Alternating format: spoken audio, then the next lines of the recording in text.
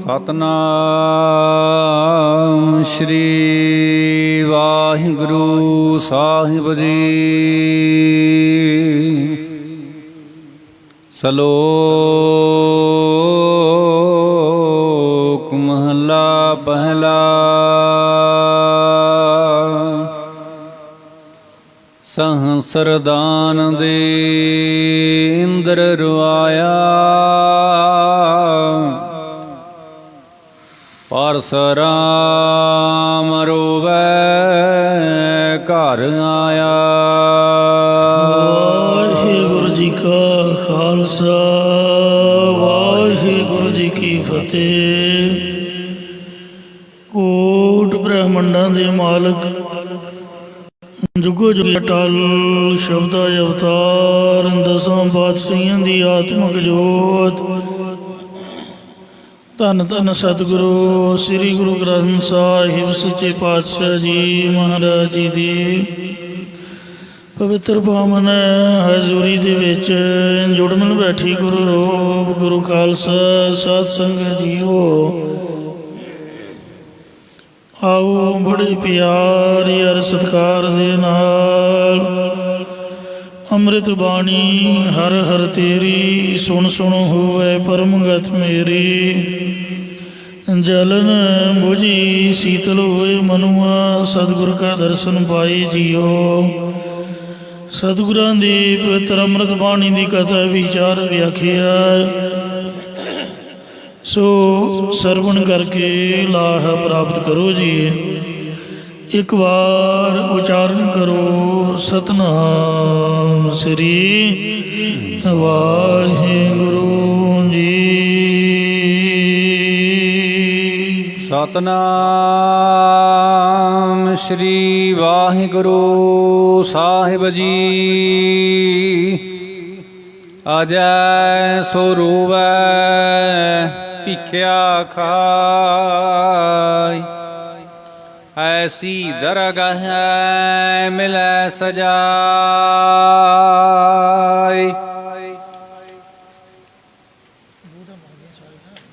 ਸ਼ਲੋਕ ਮਹਲਾ ਪਹਿਲਾ। ਇਹ ਪਵਿੱਤਰ ਪਾਵਨ ਸ਼ਲੋਕ ਪਹਿਲੇ ਪਾਤਸ਼ਾਹ ਧੰਨ ਧੰਨ ਸਤਿਗੁਰੂ ਸ੍ਰੀ ਗੁਰੂ ਨਾਨਕ ਦੇਵ ਸਾਹਿਬ ਜੀ ਮਹਾਰਾਜ ਰਾਮਕਲੀ ਦੀ ਵਾਰ ਵਿੱਚ ਜੋ 14ਵੇਂ ਨੰਬਰ 'ਤੇ ਉਚਾਰਨ ਕਰ ਰਹੇ ਹਨ।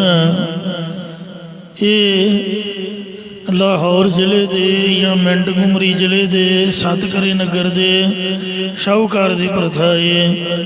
ਗੁਰੂ ਸਾਹਿਬ ਜੀ ਨੇ ਉਹਨੂੰ ਸੁਖੀ ਕਰਨ ਵਾਸਤੇ ਉਚਾਰਨ ਕੀਤਾ ਹੈ। ਪਹਿਲੇ ਪਾਤਸ਼ਾਹ ਸ੍ਰੀ ਗੁਰੂ ਨਾਨਕ ਦੇਵ ਜੀ ਮਹਾਰਾਜ ਸ਼ਾਹੂਕਾਰ ਨੂੰ ਰੋਂਦਾ ਵੇਖ ਕੇ ਇਹ ਉਪਦੇਸ਼ ਦੇ ਰਹੇ ਨੇ ਕਿ ਬੜੇ ਬੜੇ ਦੁਖੀ ਹੋ ਕੇ ਇੱਥੋਂ ਰੋ ਕੇ ਗਏ ਹਨ। ਕਿਹੜੇ ਕਿਹੜੇ ਰੋਏ ਨੇ ਉਹਨਾਂ ਦੇ ਨਾਮ ਲੈ ਕੇ ਦੱਸ ਰਹੇ ਹਨ। ਸਹਸਰਦਾਨ ਦੇ ਇੰਦਰ ਰਵਾਇਆ, ਜਿਹੜਾ ਇੰਦਰ ਸਵਰਗ ਦਾ ਰਾਜਾ ਹੈ, ਜਦ ਉਹ ਗੌਤਮ ਦੇ ਘਰ ਵਾਲੀ ਦੇ ਕੋਲ ਅਹਲਿਆ ਦਾ ਸੰਗ ਕਰਨ ਵਾਸਤੇ ਆਇਆ ਤੇ ਗੌਤਮ ਨੂੰ ਪਤਾ ਚੱਲ ਗਿਆ, ਉਹਨੇ ਦੇਖ ਕੇ ਉਹਨੂੰ 1000 ਭਾਗਾਂ ਦਾ ਸ਼ਰਾਪ ਦੇ ਦਿੱਤਾ, ਜਿਸ ਕਰਕੇ ਉਹ ਰੋਣੇ ਵਿੱਚ ਆਇਆ। ਪਰਸਰਾਮ ਰੋਵੈ ਘਰ ਆਇਆ। ਪਰਸਰਾਮ ਜਦ ਤਪ ਕਰਕੇ ਵਰ ਲੈ ਕੇ ਘਰ ਆਇਆ ਤੇ ਆਪਦੇ ਪਿਓ ਦੇ ਮਰਨ ਦੀ ਖਬਰ ਸੁਣ ਕੇ ਤੇ ਇਹ ਵੇਖ ਕੇ ਕਿ ਮੇਰੀ ਮਾਂ ਨੇ ਆਪਦੇ ਸਰੀਰ ਨੂੰ 21 ਵਾਰ ਤਾੜਨਾ ਕੀਤੀ ਹੈ, ਤਾਂ ਉਹ ਵੀ ਘਰ ਆ ਕੇ ਬਹੁਤ ਜ਼ਿਆਦਾ ਰੋਇਆ। ਅਜੈ ਸੋ ਰੋਵੈ ਭਿਖਿਆ ਖਾਇ। ਸਾਧ ਸੰਗਤ ਜੀਓ, ਉਦੋਂ ਅੱਜ ਰਾਜਾ ਬਹੁਤ ਰੋਇਆ ਜਦ ਭਿਖਿਆ ਵਿੱਚ ਦਿੱਤੀ ਲਿੱਦ ਉਸ ਨੂੰ ਆਪ ਹੀ ਖਾਣੀ ਪਈ। ਜਾਂ ਇਸੇ ਪ੍ਰਕਾਰ ਅਜੈ ਸੋ ਰੋਵੈ ਭਿਖਿਆ ਖਾਇ। ਇੰਦਮਤੀ ਰਾਣੀ ਦੇ ਵਿਯੋਗ ਦੇ ਵਿੱਚ ਰਾਜ ਤਿਆਗਣ ਤੋਂ ਬਾਅਦ ਭਿਖਿਆ ਦਾ ਮੰਗਿਆ ਅਨਾਜ ਖਾ ਕੇ ਅੱਜ ਰਾਜਾ ਬਹੁਤ ਹੀ ਰੋਇਆ ਸੀ। ਅੱਜ ਰਾਜਾ ਸੂਰਜਵੰਸ਼ੀ ਦਸ਼ਰਥ ਦਾ ਪਿਤਾ ਅਤੇ ਸ੍ਰੀ ਰਾਮਚੰਦਰ ਜੀ ਦਾ ਦਾਦਾ ਸੀਗਾ, ਅਤੇ ਐਵੇਂ ਬਈ ਮਾੜਾ ਪਈਏ ਆਖੀਏ ਸੀ ਬੜਾ ਧਰਮੀ ਰਾਜਾ। ਹਰ ਰੋਜ਼ ਬ੍ਰਹਮ ਮੁਹੂਰਤ ਵਿੱਚ ਉੱਠ ਕੇ ਇਸ਼ਨਾਨ ਪੂਜਾ ਕਰਦਾ। ਹਿੰਦੂ ਮਤ ਅਨੁਸਾਰ ਇਹੋ ਜਿਹੀਆਂ ਕੀਰਤਨ ਪੂਜਾ ਕੀਤੀਆਂ ਜਾਂਦੀਆਂ ਨੇ, ਅਤੇ ਪਹਿਲਾਂ ਸੂਰਜ ਦੇ ਦਰਸ਼ਨ ਕਰਕੇ ਫਿਰ ਦਾਨ ਦੇਣਾ ਸ਼ੁਰੂ ਕਰਦਾ ਸੀ। ਸਵਾ ਪਹਿਰ ਸੂਰਜ ਦੇ ਦਰਸ਼ਨ ਕਰਕੇ ਦਾਨ ਕਰਦਾ ਰਹਿੰਦਾ, ਅਤੇ ਫਿਰ ਆਪ ਜਾ ਕੇ ਆਪਣੇ ਘੋੜਿਆਂ ਦੀ ਖਬਰ ਲੈਂਦਾ ਕਿ ਕਿਤੇ ਕਿਸੇ ਪਸ਼ੂ ਆਦਿਕ ਨੂੰ ਕੋਈ ਦਿੱਕਤ ਤਾਂ ਨਹੀਂ। ਉਸ ਤੋਂ ਬਾਅਦ ਵਾਪਸ ਮਹਿਲਾਂ ਵਿੱਚ ਆ ਕੇ ਫਿਰ ਅੰਨ ਪਾਣੀ ਗ੍ਰਹਿਣ ਕਰਦਾ ਸੀ, ਜਿਹਨੂੰ ਆਪਾਂ ਸ਼ਾਹ ਵੇਲਾ ਜਾਂ ਨਾਸ਼ਤਾ ਬ੍ਰੇਕਫਾਸਟ ਕਹਿੰਦੇ ਆ। ਮਤਲਬ ਸੁੱਚੇ ਮੂੰਹ ਇਹ ਸਭ ਕੁਝ ਕਰਦਾ, ਤੇ ਉਹਦੇ ਤੋਂ ਬਾਅਦ ਨਾਸ਼ਤਾ ਪਾਣੀ ਕਰਕੇ ਫਿਰ ਰਾਜ ਦੇ ਕੰਮਕਾਜ ਸੰਭਾਲਦਾ। ਰੱਬੀ ਨੇਤ ਇੱਕ ਦਿਨ ਇੱਕ ਫਕੀਰ ਆਇਆ, ਤੇ ਆਇਆ ਉਹ ਲੇਟ। ਉਹਦੇ ਸਰੀਰ ਦਾ ਉੱਪਰਲਾ ਬਸਤਰ ਪੁਰਾਣਾ ਹੋ ਚੁੱਕਾ ਸੀ। ਉਦੋਂ ਰਾਜਾ ਦਾਨ ਤੋਂ ਵਿਹਲਾ ਹੋ ਕੇ ਘੋੜਿਆਂ ਦੇ ਤਬੀਲੇ ਵਿੱਚ ਜਾ ਚੁੱਕਾ ਸੀ। ਸੰਤ ਵੀ ਮਗਰੇ ਮਗਰ ਉੱਥੇ ਪਹੁੰਚ ਗਏ। ਆ ਰਾਜੇ ਕੋਲੋਂ ਸਰੀਰ ਢੱਕਣ ਵਾਸਤੇ ਕੱਪੜੇ ਦੀ ਮੰਗ ਕੀਤੀ। ਰਾਜੇ ਨੇ ਕਿਹਾ ਕਿ ਹੇ ਸੰਤ ਜੀ, ਹੇ ਮਹਾਰਾਜ, ਅੱਜ ਤਾਂ ਦਾਨ ਦੇਣ ਦਾ ਸਮਾਂ ਲੰਘ ਚੁੱਕਾ ਹੈ, ਇਸ ਲਈ ਆਪ ਜੀ ਕੱਲ੍ਹ ਨੂੰ ਸਮੇਂ ਸਿਰ ਦਰਸ਼ਨ ਦਿਓ। ਤਾਂ ਸੰਤਾਂ ਨੇ ਕਿਹਾ ਕਿ ਰਾਜਨ, ਅਸੀਂ ਇੱਕੋ ਵਾਰ ਮੰਗਦੇ ਹਾਂ, ਕੱਲ੍ਹ ਕਿਸ ਨੇ ਵੇਖੀ ਆ, ਜੋ ਦੇਣਾ ਆਪ ਅੱਜ ਹੀ ਦੇ ਦਿਓ। ਸੰਤਾਂ ਦੀ ਗੱਲ ਸੁਣ ਕੇ ਰਾਜਾ ਕੁਝ ਕ੍ਰੋਧ ਕਰ ਗਿਆ। ਪਤਾ ਨਹੀਂ ਬੰਦੇ ਦੇ ਕਰਮ ਮਾੜੇ ਹੋਣ ਤਾਂ ਸ਼ਾਇਦ ਉਹਦੀ ਮੱਤ ਮਾਰੀ ਜਾਂਦੀ। ਚੰਗਾ ਭਲਾ ਸਿਆਣਾ ਬੈਣਾ ਮੱਤ ਹੀ ਮਾਰੀ ਗਈ। ਉਸਨੇ ਘੋੜਿਆਂ ਦੀ ਲਿੱਦ ਦੀ ਭੁੱਖ ਭਰ ਕੇ ਕਿਹਾ ਕਿ ਅੱਜ ਤਾਂ ਇੱਥੇ ਇਹੀ ਮਿਲ ਸਕਦੀ ਹੈ, ਜੇਕਰ ਲੈਣਾ ਚਾਹੁੰਦੇ ਹੋ ਤਾਂ ਲੈ ਜਾਓ, ਕਿਉਂਕਿ ਇਹੀ ਹਾਜ਼ਰ ਹੈ। ਸੰਤਾਂ ਨੇ ਚੁੱਪ ਕਰਕੇ ਝੋਲੀ ਅੱਡ ਕੇ ਲਿੱਦ ਉਹਦੇ ਵਿੱਚ ਪਵਾ ਲਈ, ਅਤੇ ਬਚਨ ਕੀਤਾ ਕਿ ਰਾਜਨ, ਤੇਰਾ ਦਿੱਤਾ ਹੋਇਆ ਦਾਨ ਹਰ ਰੋਜ਼ 10 ਗੁਣਾ ਵਧੇ ਫੁੱਲੇ। ਤੇ ਵਾਪਸ ਆਪਣੀ ਕੁਟੀਆ ਕੋਲ ਆ ਕੇ ਉਹ ਲਿੱਦ ਕੁਟੀਆ ਦੇ ਬਾਹਰਲੇ ਪਾਸੇ ਇੱਕ ਸਾਈਡ ਦੇ ਕੰਧ ਦੇ ਨਾਲ ਉਹਨਾਂ ਟਿਕਾ ਦਿੱਤੀ। ਉਹ ਬਚਨਯੋਗ ਹੋਇਆ ਸੀਗਾ। ਹਰ ਰੋਜ਼ ਉਹ ਲਿੱਦ ਵਧਣ ਲੱਗ ਪਈ ਜੀ। ਥੋੜ੍ਹੇ ਸਮੇਂ ਵਿੱਚ ਹੀ ਲਿੱਦ ਦਾ ਬਹੁਤ ਵੱਡਾ ਸਾਰਾ ਢੇਰ ਲੱਗ ਗਿਆ। ਇੱਕ ਦਿਨ ਰਾਜਾ ਅਜੇ ਸ਼ਿਕਾਰ ਖੇਡਦਾ ਹੋਇਆ ਉਸ ਪਾਸੇ ਵੱਲ ਆਇਆ, ਤਾਂ ਰਿਖੀ ਦੀ ਕੁਟੀਆ ਕੋਲ ਲਿੱਦ ਦੇ ਢੇਰ ਲੱਗੇ ਵੇਖ ਕੇ ਪੁੱਛਣ ਲੱਗਾ ਕਿ ਇੰਨੀ ਜ਼ਿਆਦਾ ਲਿੱਦ ਕਿੱਥੋਂ ਆਈ ਹੈ? ਕੋਈ ਡੰਗਰ ਪਸ਼ੂ ਘੋੜਾ ਘਾੜਾ ਤਾਂ ਦਿਖਦਾ ਨਹੀਂ। ਤਾਂ ਸੰਤਾਂ ਨੇ ਦੱਸਿਆ ਕਿ ਇਹ ਉਹੀ ਲਿੱਦ ਹੈ ਜੋ ਰਾਜੇ ਅਜੈ ਨੇ ਸਾਨੂੰ ਦਾਨ ਵਿੱਚ ਦਿੱਤੀ ਸੀ, ਜੋ ਹਰ ਰੋਜ਼ 10 ਗੁਣਾ ਵੱਧ ਰਹੀ ਹੈ। ਇਹ ਉਦੋਂ ਖਤਮ ਹੋਵੇਗੀ ਜਦੋਂ ਅਜੈ ਰਾਜਾ ਇਸ ਨੂੰ ਖਾ ਕੇ ਮੁਕਾਏਗਾ, ਕਿਉਂਕਿ ਦਿੱਤਾ ਦਾਨ ਭੋਗਣਾ ਪੈਂਦਾ, ਖਾਣਾ ਪੈਂਦਾ। ਰਾਜੇ ਨੂੰ ਆਪਣੀ ਕਰਨੀ ਤੇ ਪਛਤਾਵਾ ਹੋਇਆ। ਸੰਤਾਂ ਦੇ ਚਰਨਾਂ ਦੇ ਢਹਿ ਪਿਆ, ਬੇਨਤੀ ਕੀਤੀ ਕਿ ਮਹਾਤਮਾ ਜੀ, ਮੈਨੂੰ ਮਾਫ ਕਰਿਓ ਤੇ ਮੈਨੂੰ ਇਸ ਦਾ ਕੋਈ ਉਪਾਅ ਦੱਸੋ। ਤਾਂ ਸੰਤਾਂ ਨੇ ਦੱਸਿਆ ਕਿ ਰਾਜਨ, ਜੋ ਵੀ ਕਿਸੇ ਦੀ ਨਿੰਦਿਆ ਕਰਦਾ ਹੈ ਉਹ ਉਹ ਗੰਦਗੀ ਵਿਸ਼ਟਾ ਹੀ ਖਾਂਦਾ ਹੈ। ਯਾਨੀ ਜਿਹੜੇ ਬੰਦੇ ਦੇ ਔਗਣ ਹੁੰਦੇ ਨੇ ਉਹਦੀ ਗੰਦਗੀ ਵਿਸ਼ਟਾ ਹੁੰਦੀ ਹੈ। ਇਸ ਤਰ੍ਹਾਂ ਕਿਵੇਂ ਨਾ ਕਿਵੇਂ ਤੂੰ ਆਪਣੀ ਨਿੰਦਿਆ ਕਰਵਾ, ਤਾਂ ਜੋ ਨਗਰ ਦੇ ਸਾਰੇ ਲੋਕ ਤੇਰੀ ਨਿੰਦਿਆ ਕਰਨ ਤੇ ਸਾਰੇ ਥੋੜ੍ਹਾ ਥੋੜ੍ਹਾ ਖਾ ਕੇ ਇਸ ਨੂੰ ਖਤਮ ਕਰ ਦੇਣਗੇ। ਰਾਜੇ ਨੇ ਘਰ ਜਾ ਕੇ ਨਿੰਦਾ ਕਰਵਾਉਣ ਲਈ ਵਿਉਂਤ ਬਣਾਈ। ਝੂਠ ਮੂਠ ਦਾ ਸ਼ਰਾਬੀ ਹੋ ਕੇ ਦਿਖਾਵਾ ਕਰਨ ਲੱਗਾ। ਦਰਬਾਰ ਵਿੱਚ ਬੈਠਾ ਸ਼ਰਾਬ ਵਾਲੀ ਸੁਰਾਈ 'ਚ ਗੰਗਾ ਜਲ ਪਾ ਕੇ ਪੀਆ ਕਰੇ ਤੇ ਲੋਕ ਸਮਝਣ ਲੱਗੇ ਕਿ ਰਾਜਾ ਸਿੰਘਾਸਨ 'ਤੇ ਬੈਠ ਕੇ ਸ਼ਰਾਬ ਪੀਂਦਾ ਹੈ। ਰਾਜੇ ਦੀ ਲੋਕ ਨਿੰਦਿਆ ਕਰਨ ਲੱਗੇ। ਇੱਕ ਦਿਨ ਰਾਜੇ ਨੇ ਭਰੀ ਸਭਾ ਵਿੱਚ ਲੜਕੀ ਦੀ ਬਾਂਹ ਫੜ ਲਈ।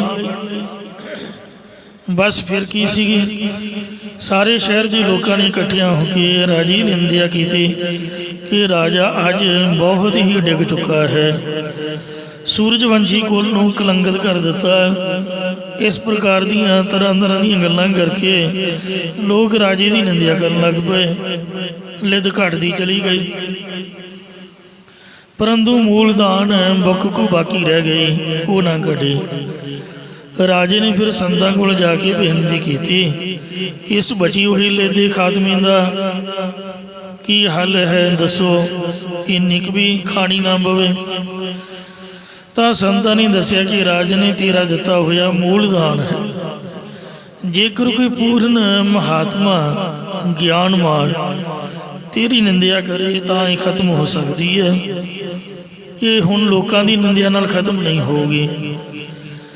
ਰਾਜੇ ਅੱਜ ਨੇ ਸੋਚਿਆ ਕਿ ਪੂਰਨ ਮਹਾਂਪੁਰਖ ਤਾਂ ਗੁਰੂ ਵਸ਼ਿਸ਼ਟ ਜੀ ਹੋਈ ਹਨ।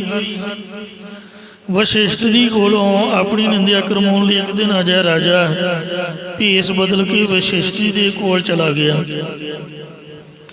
ਮੁੱਠੀ ਚਾਬੀ ਕਰਨ ਲੱਗ ਪਿਆ ਤੇ ਨਾਲ ਹੀ ਕਹੀ ਜਾਵੇ ਕਿ ਮਹਾਰਾਜ, ਰਾਜਾ ਅੱਜ ਕੱਲ੍ਹ ਬਹੁਤ ਡਿੱਗ ਚੁੱਕਾ ਹੈ। ਤੁਹਾਨੂੰ ਪਤਾ ਕਿ ਉਹ ਅੱਤ ਦਾ ਸ਼ਰਾਬੀ ਅਤੇ ਅਬੀ ਬਣ ਚੁੱਕਾ ਹੈ, ਉਹਨੇ ਕੁਲ ਕਲੰਕਿਤ ਕਰ ਦਿੱਤੀ ਹੈ। ਵਸ਼ਿਸ਼ਟ ਜੀ ਹੱਸ ਕੇ ਕਹਿਣ ਲੱਗੇ ਕਿ ਰਾਜਨ, ਕਿਉਂ ਐਵੇਂ ਵਿਅਰਥ ਸਮਾਂ ਗਵਾਉਂਦਾ? ਇਹ ਬਚੀ ਹੋਈ ਲਿੱਦ ਜਿਹੜੀ ਤੂੰ ਸੰਤ ਨੂੰ ਦਾਨ ਦਿੱਤੀ ਸੀ, ਇਹ ਤੈਨੂੰ ਹੀ ਖਾਣੀ ਪੈਣੀ ਹੈ। ਮੈਂ ਕਿਉਂ ਤੇਰੀ ਲਿੱਦ ਖਾਵਾਂ ਬਈ? ਤੂੰ ਇੱਥੋਂ ਨਿਕਲ ਜਾ, ਨਹੀਂ ਤਾਂ ਇਹ ਫਿਰ ਵਧਣ ਲੱਗ ਜਾਏਗੀ, ਦੁਬਾਰਾ ਤੋਂ ਫਿਰ ਉਨੀ ਹੋ ਜਾਏਗੀ। ਰਾਜੇ ਅੱਜ ਨੇ ਸ਼ਰਮਿੰਦਾ ਹੋ ਕੇ ਰਿਸ਼ੀ ਦੇ ਚਰਨ ਪਕੜ ਲਏ, ਖਿਮਾ ਮੰਗਦਿਆਂ ਇਸ ਲਿੱਦ ਨੂੰ ਖਤਮ ਕਰਨ ਦੀ ਜੁਗਤੀ ਪੁੱਛਣ ਲੱਗਾ। ਰਿਸ਼ੀ ਨੇ ਦੱਸਿਆ ਕਿ ਇਹ ਰਾਜਨ, ਤੂੰ ਇੰਝ ਕਰ, ਸੁੱਕ ਕੇ ਚੀਜ਼ ਦਾ ਵਜ਼ਨ ਘਟ ਜਾਂਦਾ ਹੈ, ਇਹਦੀ ਬਦਬੂ ਵੀ ਖਤਮ ਹੋ ਜਾਏਗੀ, ਖਾਣੀ ਤੈਨੂੰ ਪੈਣੀ ਹੈ ਪੁੱਤ। ਇਉਂ ਕਰ, ਇਹ ਲਿੱਦ ਨੂੰ ਧੁੱਪੇ ਸੁਕਾ ਕੇ ਤੇ ਚੰਗੀ ਤਰ੍ਹਾਂ ਕੁੱਟ ਕੇ ਪੀਸ ਕੇ ਕੱਪੜ ਛਾਣ ਕਰਕੇ ਡੱਬੇ 'ਚ ਪਾ ਕੇ ਰੱਖ ਲਵੀਂ ਤੇ ਥੋੜ੍ਹੀ ਥੋੜ੍ਹੀ ਕਰਕੇ ਇਹਨੂੰ ਖਾ ਲਵੀਂ, ਇਹੀ ਆਖਰੀ ਹੱਲ ਹੈ। ਰਾਜਾ ਅੱਜ ਨੇ ਉਹ ਲਿੱਦ ਸਾਧ ਸੰਗੀ ਭੋਜਨ ਸਮੇਂ ਪਹਿਲਾਂ ਉਹਨੂੰ ਸੁਕਾ ਕੇ ਕੱਪੜ ਛਾਣ ਕਰਕੇ ਪੀਸ ਕੇ ਕੁੱਟ ਕੇ ਚੰਗੀ ਤਰ੍ਹਾਂ ਉਹਦਾ ਪਾਊਡਰ ਬਣਾ ਕੇ ਵਿੱਚ ਕਾਲਾ ਲੂਣ ਮਿਕਸ ਕਰਕੇ ਤੇ ਥੋੜ੍ਹੀ ਥੋੜ੍ਹੀ ਖਾ ਕੇ ਉਹਨੇ ਪਤਾ ਨਹੀਂ ਮਸਾਂ ਹੀ ਕਿਵੇਂ ਖਤਮ ਕੀਤੇ।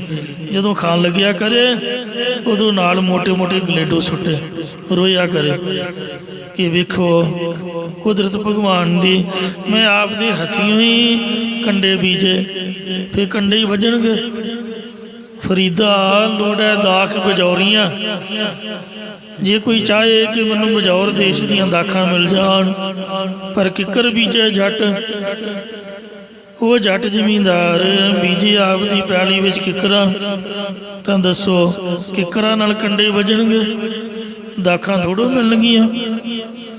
ਹੰਡਾ ਉਹਨ ਕਤਾਈਂਦਾ, ਪੈਦਾ ਲੋੜਾ ਪੱਟ, ਕਤਾਉਂਦਾ ਤਾਂ ਊਠਾਂ ਦੀ ਉੱਨ ਹੈ ਤੇ ਲੋੜਦਾ ਹੈ ਕਿ ਰੇਸ਼ਮੀ ਵਸਤਰ ਮਿਲ ਜਾਣ।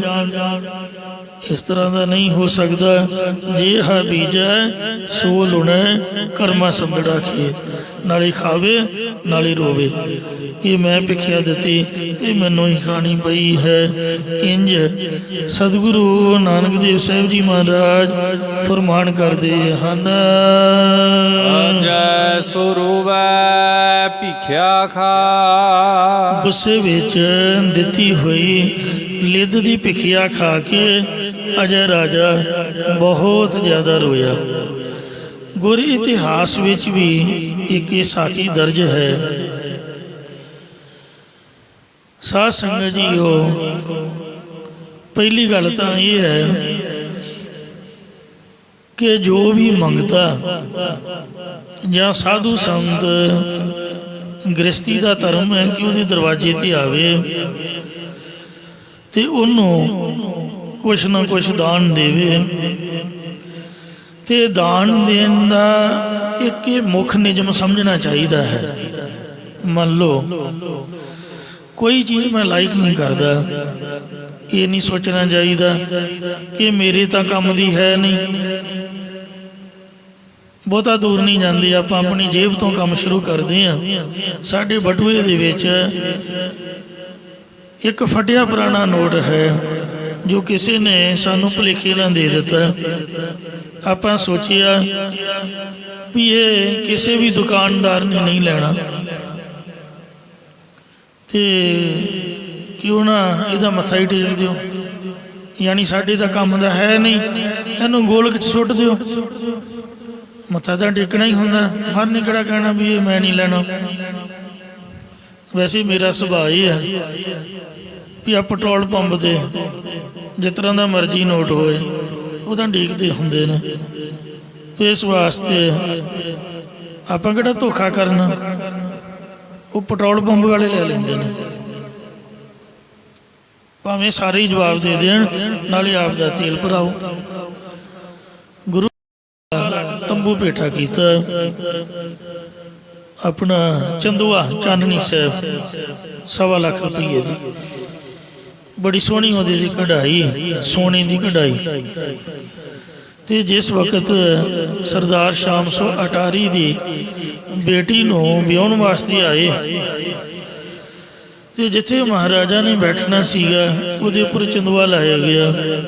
ਤਾਂ ਮਹਾਰਾਜਾ ਨੇ ਦੂਰੋਂ ਹੀ ਵੇਖ ਕੇ ਉਹ ਜਿਹੜਾ ਚੰਦੂਆ ਸੀ ਉਤਰਵਾ ਕੇ ਤੈਅ ਕਰਵਾ ਲਿਆ। ਕਹਿਣ ਲੱਗੇ ਵੀ ਇੰਨਾ ਸੋਹਣਾ ਚੰਦੂਆ ਹੀ ਰਣਜੀਤ ਸਿੰਘ ਨੂੰ ਇਹਦੇ ਹੇਠਾਂ ਬੈਠਣ ਦੇ ਯੋਗ ਨਹੀਂ ਹੈ, ਇਹਦੇ ਹੇਠਾਂ ਤਾਂ ਸ੍ਰੀ ਗੁਰੂ ਰਾਮਦਾਸ ਮਹਾਰਾਜ ਦਾ ਪਾਵਨ ਪ੍ਰਕਾਸ਼ ਹੋਣਾ ਚਾਹੀਦਾ। ਇਹ ਧੰਨ ਗੁਰੂ ਰਾਮਦਾਸ ਜੀ ਦੇ ਪਾਵਨ ਅਸਥਾਨ ਸੱਚਖੰਡ ਸ੍ਰੀ ਹਰਿਮੰਦਰ ਸਾਹਿਬ ਜੀ ਦੇ ਵਿੱਚ ਇਹ ਚਾਨਣੀ ਲੱਗਣੀ ਚਾਹੀਦੀ ਹੈ। ਇਸ ਵਾਸਤੇ ਉਹਨੇ ਜਿਸ ਵਕਤ ਦਰਸ਼ਨ ਕਰਨ ਵਾਸਤੇ ਆਇਆ ਤੇ ਉਹ ਚਾਨਣੀ ਸ੍ਰੀ ਗੁਰੂ ਰਾਮਦਾਸ ਮਹਾਰਾਜ ਦੇ ਦਰਬਾਰ ਵਿੱਚ ਭੇਟਾ ਕੀਤੀ। ਸਾਧ ਸੰਗਤ ਜੀਓ, ਉਹ ਜਿਹੜੀ ਚਾਨਣੀ ਸੀ, ਕਿਉਂਕਿ ਮਹਾਰਾਜਾ ਰਣਜੀਤ ਸਿੰਘ ਨੂੰ ਭੇਟਾ ਹੋਈ ਸੀ, ਕਈ ਕਹਿੰਦੇ ਨੇ ਕਿ ਉਹਦੇ ਹੇਠ ਮਹਾਰਾਜਾ ਇੱਕ ਵਾਰ ਬੈਠ ਗਿਆ ਸੀਗਾ ਤੇ ਉਹਨੇ ਬੈਠ ਕੇ ਉੱਪਰ ਨੂੰ ਦੇਖਿਆ ਸੀ। ਤੋ ਜਿਸ ਵਕਤ ਭੇਟਾ ਹੋਈ ਕੀਮਤੀ ਚੀਜ਼ ਆਣ ਕੇ ਰੱਖ ਤਾਂ ਲਈ, ਪਰ ਸੇਵਾਦਾਰਾਂ ਨੇ ਬੇਨਤੀ ਕੀਤੀ ਕਿ ਇਹ ਝੂਠੀ ਹੈ, ਮਤਲਬ ਤੇਰੇ ਵਰਤੋਂ ਵਿੱਚ ਆ ਚੁੱਕੀ ਹੈ, ਤੂੰ ਇਹਦੇ ਹੇਠ ਬੈਠ ਚੁੱਕਾ ਹੈ। ਜੇ ਬਿਲਕੁਲ ਸੱਚੀ ਤੇ ਮਹਾਰਾਜ ਦੇ ਨਾਮ ਦੀ ਆਉਂਦੀ ਫਿਰ ਗੁਰੂ ਸਾਹਿਬ ਦੇ ਉੱਪਰ ਲੱਗ ਸਕਦੀ ਸੀ, ਪਰ ਜਿਸ ਵਕਤ ਖਜ਼ਾਨਾ ਗਿਣਦੇ ਸਨ ਮਹਾਰਾਜ ਦੇ ਖਜ਼ਾਨੇ ਉੱਪਰ ਉਹ ਲੱਗਦੀ ਰਹੀ। ਤੇ ਸਨ 1919 ਵਿੱਚ ਜਦ SGPC ਬਣਾਈ ਹੈ ਗੋਰਿਆਂ ਨੇ, ਇਹ ਗੋਰਿਆਂ ਦਾ ਸਰਪ੍ਰਸਤ ਉੱਥੇ ਹਰਿਮੰਦਰ ਸਾਹਿਬ ਆਇਆ ਤੇ ਉਹਦੀ ਆਓ ਭਗਤ ਵਾਸਤੇ ਉੱਥੋਂ ਦੇ ਜਿਹੜਾ ਸਰਬਰਾਹ ਸੀਗਾ ਗੋਰਿਆਂ ਵੱਲੋਂ ਹੀ ਨਿਯੁਕਤ ਕੀਤਾ ਹੋਇਆ ਸਰਕਾਰੀ ਬੰਦਾ, ਪੁਜਾਰੀਆਂ ਨੇ ਇਸ ਤਰ੍ਹਾਂ ਨਹੀਂ ਕੀਤਾ, ਸੇਵਾਦਾਰਾਂ ਨੇ ਨਹੀਂ ਕੀਤਾ, ਉਹ ਸਰਬਰਾਹ ਨੇ ਤੋਸ਼ੇਖਾਨੇ ਵਿੱਚੋਂ ਚੰਦੂਆ ਕੱਢ ਕੇ ਮਹਾਰਾਜੀ ਵਾਲਾ ਜਿਹੜਾ ਗੁਰੂ ਸਾਹਿਬ ਦੇ ਖਜ਼ਾਨੇ 'ਤੇ ਲੱਗਦਾ ਸੀਗਾ ਉਹ ਉਸ ਗੋਰੇ ਅਫਸਰ ਦੇ ਸਿਰ 'ਤੇ ਲਾਤਾ। ਜਦੋਂ ਉਹਦਾ ਦਰਬਾਰ ਸਜਿਆ, ਉਹਨੇ ਮੀਟਿੰਗ ਕੀਤੀ ਤਾਂ ਉਸ ਦਿਨ ਤੋਂ ਬਾਅਦ ਫਿਰ ਉਹ ਚੰਦੂਆ ਖਜ਼ਾਨੇ ਦੇ ਲੱਗਣੋਂ ਵੀ ਹਟ ਗਿਆ, ਪਰ ਤੋਸ਼ੇਖਾਨੇ ਵਿੱਚ ਪਿਆ ਰਿਹਾ। 6 ਜੂਨ ਦਾ ਦਿਨ ਆ ਰਿਹਾ, ਹਫ਼ਤੇ ਖੰਡ ਤੱਕ। ਸੰਨ 1984 ਈਸਵੀ ਵਿੱਚ ਜਿਸ ਵਕਤ ਦਰਬਾਰ ਸਾਹਿਬ 'ਤੇ ਹਮਲਾ ਹੋਇਆ ਤਾਂ ਸਾਧ ਸੰਗਤ ਜੀਓ ਤੋਸ਼ੇਖਾਨੇ ਦਾ ਕਾਫੀ ਨੁਕਸਾਨ ਹੋਇਆ। ਉਹਦੇ ਵਿੱਚ ਬੰਬ ਫਟਣ ਨੂੰ ਅੱਗ ਲੱਗ ਕੇ ਤੇ ਜਿਹੜਾ ਚੰਦੂਆ ਸਾਹਿਬ ਸੀ ਅਗਨ ਭੇਟ ਹੋ ਗਿਆ। ਫਿਰ ਵੀ ਉਹਦੀ ਸਵਾਹ ਉੱਥੇ ਤੋਸ਼ੇਖਾਨੇ ਵਿੱਚ ਸਾਂਭੀ ਹੋਈ ਹੈ, ਉਹ ਸੁੱਟੀ ਨਹੀਂ ਅਜੇ ਵੀ। ਮਹਾਰਾਜੇ ਦੀ ਨਿਸ਼ਾਨੀ ਹੈ ਕਿ ਮਹਾਰਾਜਾ ਵੇਖੋ ਕਿੰਨਾ ਸ਼ਰਧਾਲੂ ਸੀਗਾ ਗੁਰੂ ਘਰ ਦਾ। ਉਹਨੇ ਸਭ ਤੋਂ ਵਧੀਆ ਕੀਮਤੀ ਚੀਜ਼ਾਂ ਇੱਕ ਨੀਲਮ ਦਾ ਮੋਰ ਭੇਟਾ ਕੀਤਾ ਤੇ ਬੜੀ ਸੋਹਣੀ ਪਾਲਕੀ ਸਾਹਿਬ ਹੈ ਸੋਨੇ ਦੀ, ਤੇ ਹੋਰ ਸਿੱਖ ਸਰਦਾਰਾਂ ਨੇ ਬੜੀਆਂ ਸੋਹਣੀਆਂ ਚੀਜ਼ਾਂ ਜਿਹੜੀਆਂ ਭੇਟਾ ਕੀਤੀਆਂ, ਸੋਨੇ ਦੀਆਂ ਕਈਆਂ, ਚਾਂਦੀ ਦੇ ਬਾਲਟ, ਤੇ ਉਹ ਸਾਰਾ ਜਿੰਨਾ ਵੀ ਹਾਰ ਸ਼ਿੰਗਾਰ ਗੁਰੂ ਦਰਬਾਰ ਦੇ ਵਿੱਚ ਜਲਾਓ ਦੇ ਰੂਪ ਦੇ ਵਿੱਚ ਸਜਾਇਆ ਜਾਂਦਾ ਜਦ ਵੀ ਗੁਰੂ ਸਾਹਿਬਾਂ ਦੇ ਗੁਰਪੁਰਬ ਹੁੰਦੇ ਨੇ।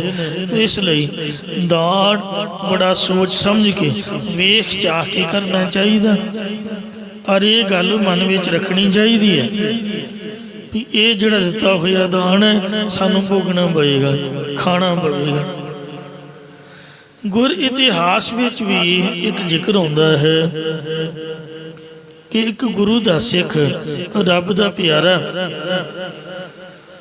ਸਾਧ ਸੰਗਤ ਜੀਓ ਉਗਰਾਹੀ ਕਰਨ ਵਾਸਤੇ, ਦਸਵੰਧ ਭੇਟਾ ਲੈਣ ਵਾਸਤੇ ਕਿਸੇ ਦੇ ਘਰ ਗਿਆ ਤੇ ਉਹ ਮਾਈ ਬੀਬੀ ਵਿਚਾਰੀ ਕਲਪੀ ਹੋਈ ਸੀਗੀ, ਘਰਦਿਆਂ ਨਾਲ ਲੜੀ ਹੋਈ ਹੋਏਗੀ। ਤੇ ਵੈਸੇ ਗੁੱਸੇ ਤਾਂ ਹੋਣਾ ਨਹੀਂ ਚਾਹੀਦਾ, ਪਰ 100 ਗੱਲਬਾਤ ਘਰ ਵਿੱਚ ਹੋ ਜਾਂਦੀ ਹੈ। ਘਰ ਵਾਲਾ ਤਾਂ ਬੀਬੀ ਦੇ ਜ਼ੋਰ ਕਰਦਾ, ਕਈ ਵਾਰ ਮਾਰ ਕੁਟਾਈ ਵੀ ਕਰਦਾ। ਬੀਬੀਆਂ ਦਾ ਜ਼ੋਰ ਨਹੀਂ ਚੱਲਦਾ, ਵਿਚਾਰੀਆਂ ਨਿਆਣਿਆਂ ਨੂੰ ਫੜ ਲੈਂਦੀਆਂ। ਬੱਚੇ ਵਿਚਾਰਿਆਂ ਦਾ ਕੀ ਦੋਸ਼, ਜਾਂ ਪ੍ਰਾਹੁਣੇ ਆਉਣ ਕੋਈ ਘਰ ਆ ਜਾਏ ਉਹਨੂੰ ਗੁੱਸੇ 'ਚ ਬੋਲਣ ਲੱਗ ਪੈਂਦੀਆਂ। ਤੋ ਇਸ ਤਰੀਕੇ ਦੇ ਨਾਲ ਉਹਨੂੰ ਗੁੱਸਾ ਚੜਿਆ ਹੋਊਗਾ, ਝਾੜੂ ਫੇਰ ਰਹੀ ਸੀਗੀ। ਤੇ ਉਹ ਮਹਾਂਪੁਰਖ ਸਾਧ ਸੰਗਤ ਜੀਓ ਸ੍ਰੀ ਗੁਰੂ ਅਰਜਨ ਦੇਵ ਮਹਾਰਾਜ ਜੀ ਦੇ ਪੂਰਨ ਗੁਰਸਿੱਖ, ਮੈਨੂੰ ਨਾਮ ਵਿਸਰ ਗਿਆ, ਉਹ ਜਦ ਉਸ ਘਰ ਵਿੱਚ ਗਏ ਆਖਿਆ ਬੀਬੀ ਭੈਣਾ ਗੁਰੂ ਸਾਹਿਬ ਦੀ ਦਸਵੰਧ ਦੀ ਭੇਟਾ ਦਿਓ, ਮਹਾਰਾਜ ਦੀ ਉਗਰਾਹੀ ਦਿਓ, ਕਿਉਂਕਿ ਤੀਜੇ ਪਾਤਸ਼ਾਹ ਸ੍ਰੀ ਗੁਰੂ ਅਮਰਦਾਸ ਮਹਾਰਾਜ ਨੇ ਮਸੰਦਾਂ ਦੀ ਥਾਪਨਾ ਕੀਤੀ ਸੀ। ਔਰ ਮਸੰਦ ਗੁਰੂ ਕੇ ਸਿੱਖ ਕਰਨੀ ਵਾਲੇ ਉਗਰਾਹੀ ਕਰਿਆ ਕਰਦੇ ਸਨ। ਉਹ ਸਾਰਾ ਕੁਝ ਲਿਆ ਕੇ ਗੁਰੂ ਦਰਬਾਰ ਵਿੱਚ ਭੇਟਾ ਰੱਖਦੇ। ਉਹ ਬੀਬੀ ਨੇ ਜਿਹੜੀ ਝਾੜੂ ਫੇਰ ਰਹੀ ਸੀ ਗੁੱਸੇ ਵਿੱਚ ਆ ਕੇ ਤੇ ਉਹਨੇ ਸਾਧ ਸੰਗਤ ਜੀ ਕੂੜਾ ਇਕੱਠਾ ਕੀਤਾ ਹੋਇਆ ਸੀਗਾ। ਕਹਿਣ ਲੱਗੀ ਆਪਦੇ ਖਾਣ ਨੂੰ ਤਾਂ ਰੋਟੀ ਸਾਡੇ ਹੈ ਨਹੀਂ, ਆ ਜਾਂਦੇ ਮੰਗਣ। ਆਖੇ ਜੀ ਗੁਰਦੁਆਰੇ ਨੂੰ ਉਗਰਾਹੀ ਦਿਓ। ਉਹਨੇ ਫੜ ਕੇ ਬੁੱਕ ਕੂੜੇ ਦਾ, ਕਹਿੰਦੀ ਲੈ ਇਹੀ ਹੈ ਮੇਰੇ ਕੋਲ। ਉਹ ਮਹਾਂਪੁਰਖ ਸੀਗੇ, ਉਹਨਾਂ ਨੇ ਝੋਲੀ ਕੀਤੀ, ਕਹਿੰਦੇ ਲਿਆ ਭੈਣਾ ਜੋ ਕੁਛ ਹੈ ਉਹੀ ਕੁਛ ਦੇ ਦੇ, ਕਿਉਂਕਿ ਗੁਰੂ ਕੇ ਸਿੱਖ ਦਾ ਇਹ ਫਰਜ਼ ਬਣਦਾ ਵੀ ਜੋ ਕੁਛ ਕੋਈ ਦੇਵੇ ਸਤਿਨਾਮ ਵਾਹਿਗੁਰੂ ਕਹਿ ਕੇ ਉਹਨੂੰ ਪਵਾ ਲਵੇ। ਉਹਨੇ ਕੂੜਾ ਹੀ ਪਵਾ ਲਿਆ, ਝੋਲੀ ਕੀਤੀ ਵਿੱਚ ਕੂੜਾ ਪਾ ਦਿੱਤਾ। ਉਹ ਲੈ ਕੇ ਘਰ ਆ ਗਿਆ। ਜਿਹੜਾ ਮਾਇਆ ਤੇਲਾ ਸੀਗਾ ਉਹ ਤਾਂ ਮਹਾਰਾਜ ਦੇ ਨਾਮ ਦੇ ਉਹਨੇ ਗੋਲਕ 'ਚ ਜਮ੍ਹਾਂ ਕਰ ਲਿਆ, ਤੇ ਜਿਹੜਾ ਕੂੜਾ ਸੀਗਾ ਉਹਨੇ ਘਰ ਦੇ ਇੱਕ ਪਾਸੇ ਸੁੱਟ ਦਿੱਤਾ ਤੇ ਛਾਨਣੀ ਦੇ ਨਾਲ ਉਹਨੂੰ ਛਾਣਿਆ। ਜਿਸ ਵਕਤ ਛਾਣਿਆ ਤੇ ਉਹਦੇ ਵਿੱਚੋਂ ਇੱਕ ਬੇਰ ਦੀ ਗਿਟਕ ਨਿਕਲੀ। ਉਹਨੇ ਬੇਰ ਦੀ ਗਿਟਕ ਆਪਦੇ ਵਿਹੜੇ ਦੇ ਵਿੱਚ ਬੀਜ ਦਿੱਤੀ। ਉਹ ਸਾਧ ਸੰਗਤ ਜੀ ਬੜੀ ਸੋਹਣੀ ਬੇਰੀ ਬਣ ਗਈ ਤੇ ਨਿੱਕੇ ਨਿੱਕੇ ਬੜੇ ਸੋਹਣੇ ਸੋਹਣੇ ਉਹਨੂੰ ਬੇਰ ਲੱਗੇ। ਜਿਸ ਵਕਤ ਸ੍ਰੀ ਗੁਰੂ ਅਰਜਨ ਦੇਵ ਜੀ ਮਹਾਰਾਜ ਉਸ ਇਲਾਕੇ ਵਿੱਚ ਗਏ ਤੇ ਗੁਰੂ ਸਾਹਿਬ ਦੇ ਚਰਨਾਂ ਦੇ ਵਿੱਚ ਉਹ ਪ੍ਰੇਮੀ ਗੁਰਸਿੱਖ ਨੇ ਜੋ ਵੀ ਸੰਗਤ ਦੀ ਇਕੱਤਰ ਕੀਤੀ ਹੋਈ ਮਾਇਆ ਸੀ ਸਭ ਪਦਾਰਥ ਲੀੜਾ ਕਪੜਾ ਮਾਇਆ ਤੇਲਾ ਸਭ ਸ੍ਰੀ ਗੁਰੂ ਅਰਜਨ ਦੇਵ ਜੀ ਦੇ ਚਰਨਾਂ ਵਿੱਚ ਰੱਖ ਕੇ ਮੱਥਾ ਟੇਕਿਆ। ਤੇ ਜਿਸ ਵਕਤ ਨਮਸਕਾਰ ਕੀਤੀ, ਆਖਿਆ ਜੀ ਅਰਦਾਸ ਬੇਨਤੀ ਜੋ ਵੀ ਸੰਗਤਾਂ ਦੀ ਹੈ ਉਹ ਆਪ ਜੀ ਕਿਰਪਾ ਕਰਕੇ ਪ੍ਰਵਾਨ ਕਰੋ। ਜਾਣੀ ਜਾਣੋ ਸੰਗਤਾਂ ਦੇ ਘਰਾਂ ਵਿੱਚ ਸੁੱਖ ਸ਼ਾਂਤੀ ਚੜ੍ਹਦੀ ਕਲਾ ਹੋਵੇ। ਗੁਰੂ ਸਾਹਿਬ ਕਹਿਣ ਲੱਗੇ ਕਿ ਤੂੰ ਸਾਰੀ ਭੇਟਾ ਦੇ ਦਿੱਤੀ ਆ? ਕਹਿੰਦਾ ਜੀ ਹਾਂ। ਮਰ ਕਹਿੰਦੇ ਸੋਚ ਲਾ ਕੋਈ ਭੇਟਾ ਰਹਿ ਤਾਂ ਨਹੀਂ ਗਈ? ਕਹਿੰਦੇ ਜੀ ਨਹੀਂ, ਕੋਈ ਨਹੀਂ ਰਹੀ। ਕਹਿੰਦੇ ਫਿਰ ਵੀ ਵੇਖ ਤਾਂ ਸਹੀ। ਕਹਿੰਦੇ ਨਹੀਂ ਮਹਾਰਾਜ। ਪਾਸ਼ਾ ਕਹਿੰਦੇ ਵੀ ਇੱਕ ਭੇਟਾ ਤੇਰੀ ਰਹਿ ਗਈ ਹੈ, ਚੰਗੀ ਤਰ੍ਹਾਂ ਸੋਚ। ਕਹਿਣ ਲੱਗਾ ਜੀ ਹਾਂ, ਹੁਣ ਯਾਦ ਆਇਆ। ਇੱਕ ਭੈਣ ਨੇ, ਇੱਕ ਬੀਬੀ ਨੇ ਆਪਦੇ ਘਰ ਵਿੱਚ ਉਹ ਮੈਨੂੰ ਕੂੜਾ ਦਾਨ ਕੀਤਾ ਸੀ ਤੁਹਾਡੇ ਨਾਮ ਦੇ, ਤੇ ਉਹ ਮੈਂ ਵਾਹਿਗੁਰੂ ਕਹਿ ਕੇ ਝੋਲੀ ਵਿੱਚ ਪਵਾ ਲਿਆ। ਉਹਦੇ ਵਿੱਚੋਂ ਛਾਣ ਕੇ ਇੱਕ ਬੇਰੀ ਦੀ ਗਿਟਕ ਨਿਕਲੀ ਸੀ, ਤੇ ਉਹ ਗਿਟਕ ਮਹਾਰਾਜ ਮੈਂ ਆਪਦੇ ਵਿਹੜੇ ਵਿੱਚ ਬੀਜ ਦਿੱਤੀ। ਜਿਸ ਹੇਠਾਂ ਆਪ ਬੈਠੇ ਹੋ ਇਹ ਬੇਰੀ ਉਸ ਬੀਬੀ ਦੇ ਨਾਮ ਦੀ ਹੈ। ਤੇ ਉਹਦੇ ਤੋਂ ਬੇਰ ਤੋੜ ਕੇ ਸਾਧ ਸੰਗਤ ਜੀ ਧੋ ਕੇ ਸਵਾਰ ਕੇ ਉਹਨੇ ਮਹਾਰਾਜ ਦੇ ਚਰਨਾਂ ਵਿੱਚ ਭੇਟਾ ਕੀਤੀ ਵੀ ਇਹ ਉਹ ਬੀਬੀ ਜਿਹੜੀ ਬੈਠੀ ਹੈ ਉਹਦੇ ਵੱਲੋਂ ਹੈ। ਉਹ ਵੇਖ ਕੇ ਹੈਰਾਨ ਰਹਿ ਗਈ। ਉਹਦੀ ਅਰਦਾਸ ਹੋਈ ਜੀ ਬਕਾਇਦਾ ਗੁਰਦੁਆਰੇ ਮਹਾਰਾਜ ਦੇ ਚਰਨਾਂ 'ਚ ਵੀ ਫਲਾਣੇ ਨਾਮ ਦੀ ਬੀਬੀ ਨੇ ਇਹ ਬੇਰ ਭੇਟਾ ਕੀਤੇ ਨੇ। ਉਹ ਪਾਣੀਓ ਪਾਣੀ ਹੋਏ। ਆ ਕੇ ਭੁੱਲ ਬਖਸ਼ਾਈ।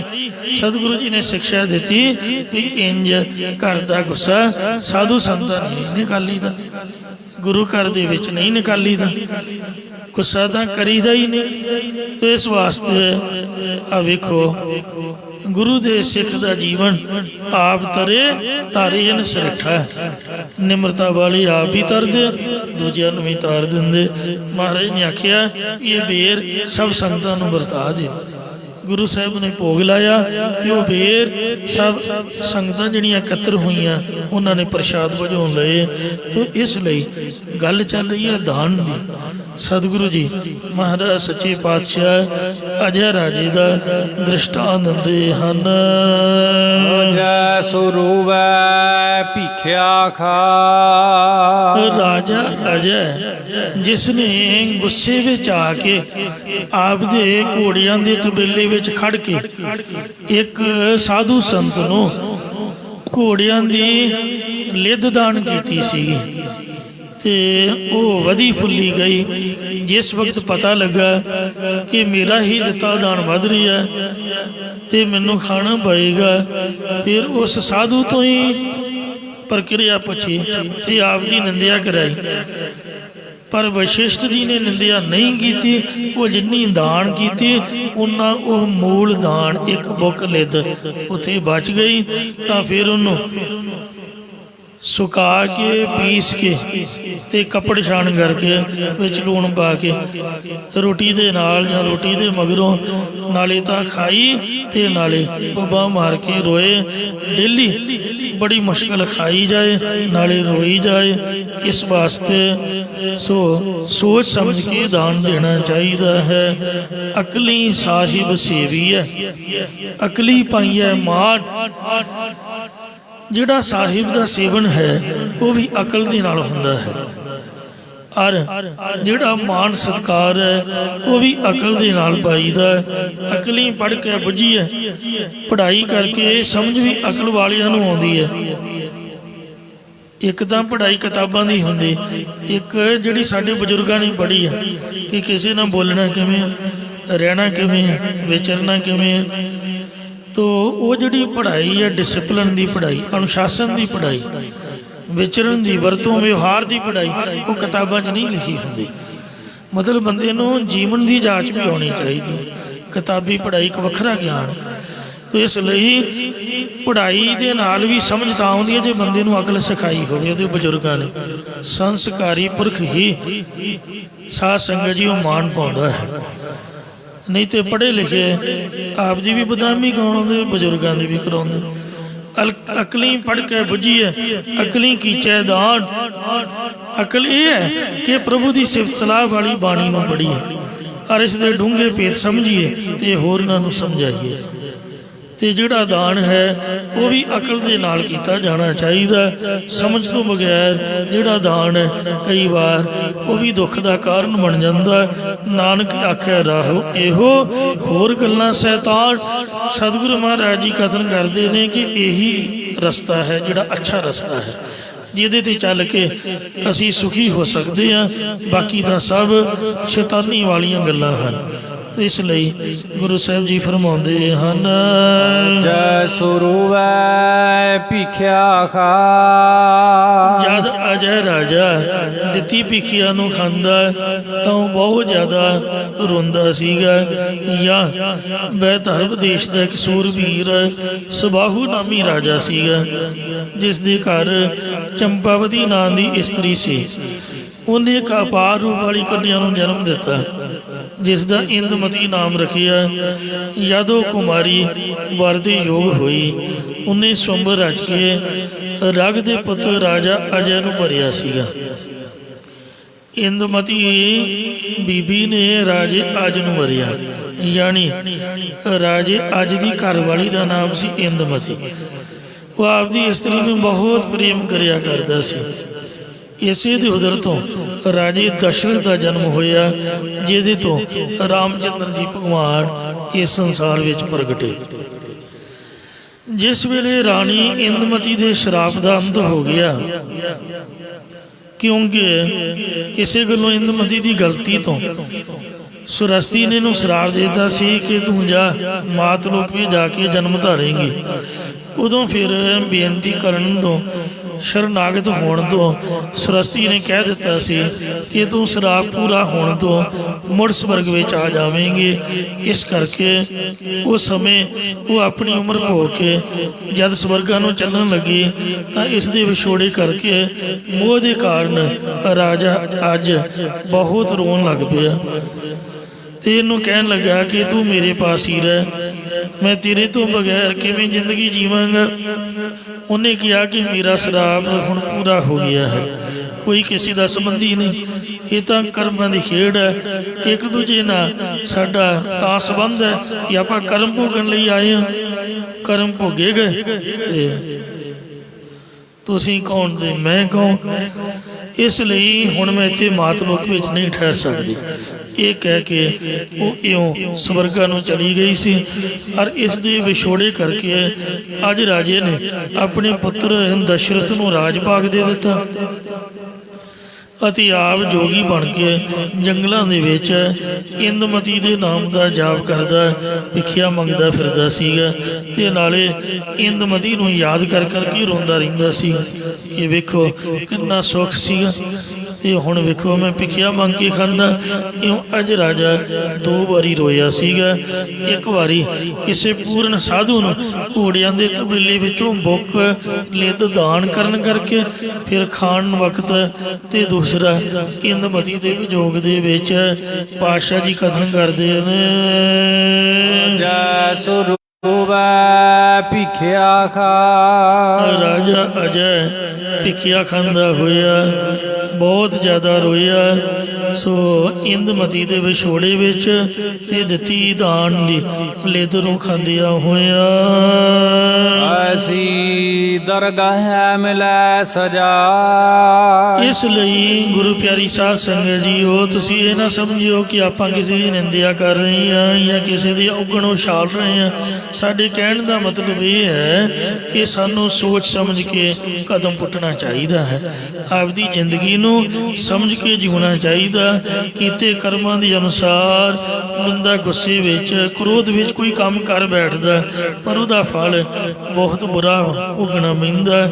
ਇਹੋ ਜਿਹੀ ਪਰਮੇਸ਼ਰ ਦੀ ਦਰਗਾਹ ਨਿਆਈ ਸਭਾ ਹੈ ਜਿਹਦੇ ਵਿੱਚ ਇੰਨੀ ਵੱਡੀ ਸਜ਼ਾ ਮਿਲਦੀ ਹੈ। ਨਿੱਕੀ ਜਿਹੀ ਗਲਤੀ ਤੋਂ ਇੰਨੀ ਵੱਡੀ ਸਜ਼ਾ ਭੋਗਣੀ ਪੈਂਦੀ ਹੈ, ਜਿਸ ਕਰਕੇ ਜੀਵ ਨੂੰ ਰੋਣਾ ਪੈਣਾ ਹੈ।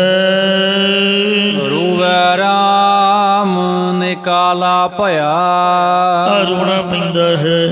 ਫਿਰ ਰਾਮ ਜੀ ਨੂੰ ਜਦ ਅਯੁੱਧਿਆਪੁਰੀ ਤੋਂ ਬਨਵਾਸ ਨੂੰ ਨਿਕਲਣਾ ਪਿਆ, ਅਯੁੱਧਿਆਪੁਰੀ ਦਾ ਤਿਆਗ ਹੋਇਆ, ਤਦ ਸ੍ਰੀ ਰਾਮ ਚੰਦਰ ਜੀ ਨੇ ਵੀ ਰੋਣਾ ਕੀਤਾ ਸੀਗਾ ਕਿ ਵੇਖੋ ਕੁਦਰਤ ਭਗਵਾਨ ਦੀ ਚੰਗੇ ਭਲੇ ਰਾਜੇ ਦੇ ਪੁੱਤਰ ਤੇ ਹੁਣ ਰਾਜਗੱਦੀ ਦੇ ਵਾਰਸ ਬਣ ਲੱਗੇ ਤੇ ਹੁਣ ਬਨਵਾਸ ਭੋਗਣਾ ਪੈਣਾ 14 ਸਾਲ ਦਾ।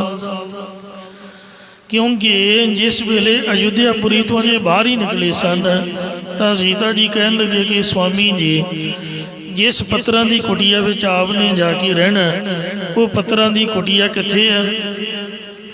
ਇੰਨੀ ਗੱਲ ਸੁਣ ਕੇ ਸ੍ਰੀ ਰਾਮ ਚੰਦਰ ਜੀ ਰੋਣ ਹੀ ਲੱਗ ਪਏ ਤੇ ਕਹਿਣ ਲੱਗੇ ਵੀ ਅਜੇ ਤਾਂ ਅਯੁੱਧਿਆਪੁਰੀ ਦੀ ਹੱਦ ਤੋਂ ਵੀ ਬਾਹਰ ਨਹੀਂ ਨਿਕਲੇ ਤੇ ਤੂੰ ਹੁਣੇ ਹੀ ਪੁੱਛਣ ਲੱਗ ਪਈ ਹੈ ਕਿ ਪੱਤਰਾਂ ਦੀ ਕੁਟੀਆ ਕਿੱਥੇ ਹੈ।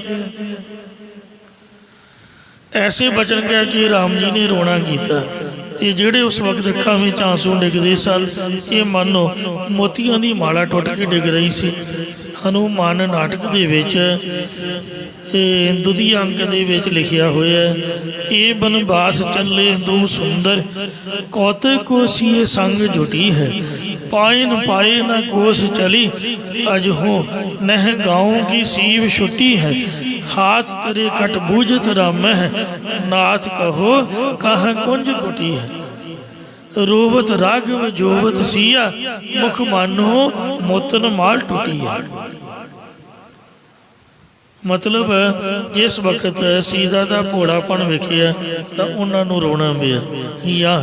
याद अयोध्या तो राम जी नूं देश निकाला होया, तद राम जी अगस्त ऋषि दे कोल गए ਤੇ ਅਗਸਤ ਰਿਖੀ ਜੀ ਕਹਿਣ ਲੱਗੇ, ਹੇ ਪੁੱਤਰ, ਇਹ ਲਿਬਾਸ ਤੂੰ ਕਿਉਂ ਧਾਰਨ ਕੀਤਾ ਹੈ? ਤੇਰੇ ਪਿਤਾ ਜੀ ਤਾਂ ਜੀਵਤ ਨੇ, ਕਿਉਂਕਿ ਚਿੱਟੇ ਕੱਪੜੇ ਤਾਂ ਮਰਿਆਂ ਤੋਂ ਬਾਅਦ ਪਾਈਦੇ ਨੇ, ਮਰਿਆਂ ਦੀ ਨਿਸ਼ਾਨੀ ਹੈ, ਪਿਓ ਤਾਂ ਤੇਰਾ ਜਿਉਂਦਾ ਕਿ ਪਰਲੋਕ ਅਮਨ ਕਰ ਗਿਆ। ਦੱਸ ਤੂੰ ਇਸ ਤਰ੍ਹਾਂ ਦਾ ਕਿਉਂ ਬਣਿਆ ਹੋਇਆ?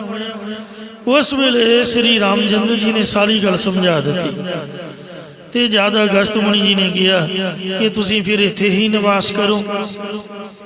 ਉਸ ਵੇਲੇ ਸ੍ਰੀ ਰਾਮ ਚੰਦਰ ਜੀ ਬਹੁਤ ਰੋਏ।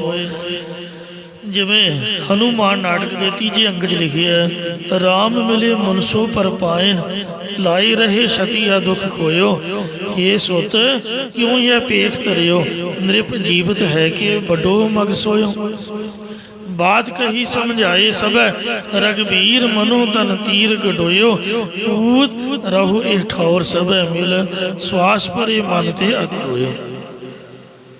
तो इस तरह सतगुरु जी महाराज कथन करते हैं, सीता लख रूवै राम ने काला भया।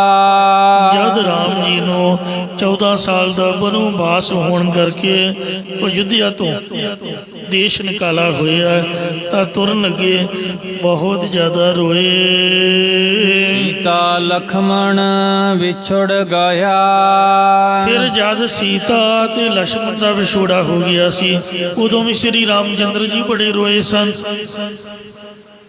मतलब जद सीता नूं रावण चुक के लै गया ते वो रोंदे फिरदे, कदी किसी नूं पुछदे कदी किसी नूं। बंदा तां कोई मिलिया नहीं, जंगल च किन्ने होना सीगा, दरख्तां नूं पुछदे ते इधर उधर पंछियां नूं पुछदे। फिर कुदरती जटाऊ पंछी फट्टड़ होया राम जी नूं मिलिया सीगा ते उन्हें दसिया, कहन लगे महाराज इधर नूं एक ले जा रहा सीगा उड़न खटोले ते मैं उसका मुकाबला किया, उन्हें मैनू भी मार के सुट दिता। देखो मैं जख्मी होया पिया। क्यों साध संगत जीओ, सीता के विछड़न तो भी रोए ते फिर जिहड़ा लक्ष्मण सीगा यद युद्ध दे विच मूर्छित हो गया ते उस वक्त हनुमान ने संजीवनी बूटी लिया के उन्होंने जीवित किया।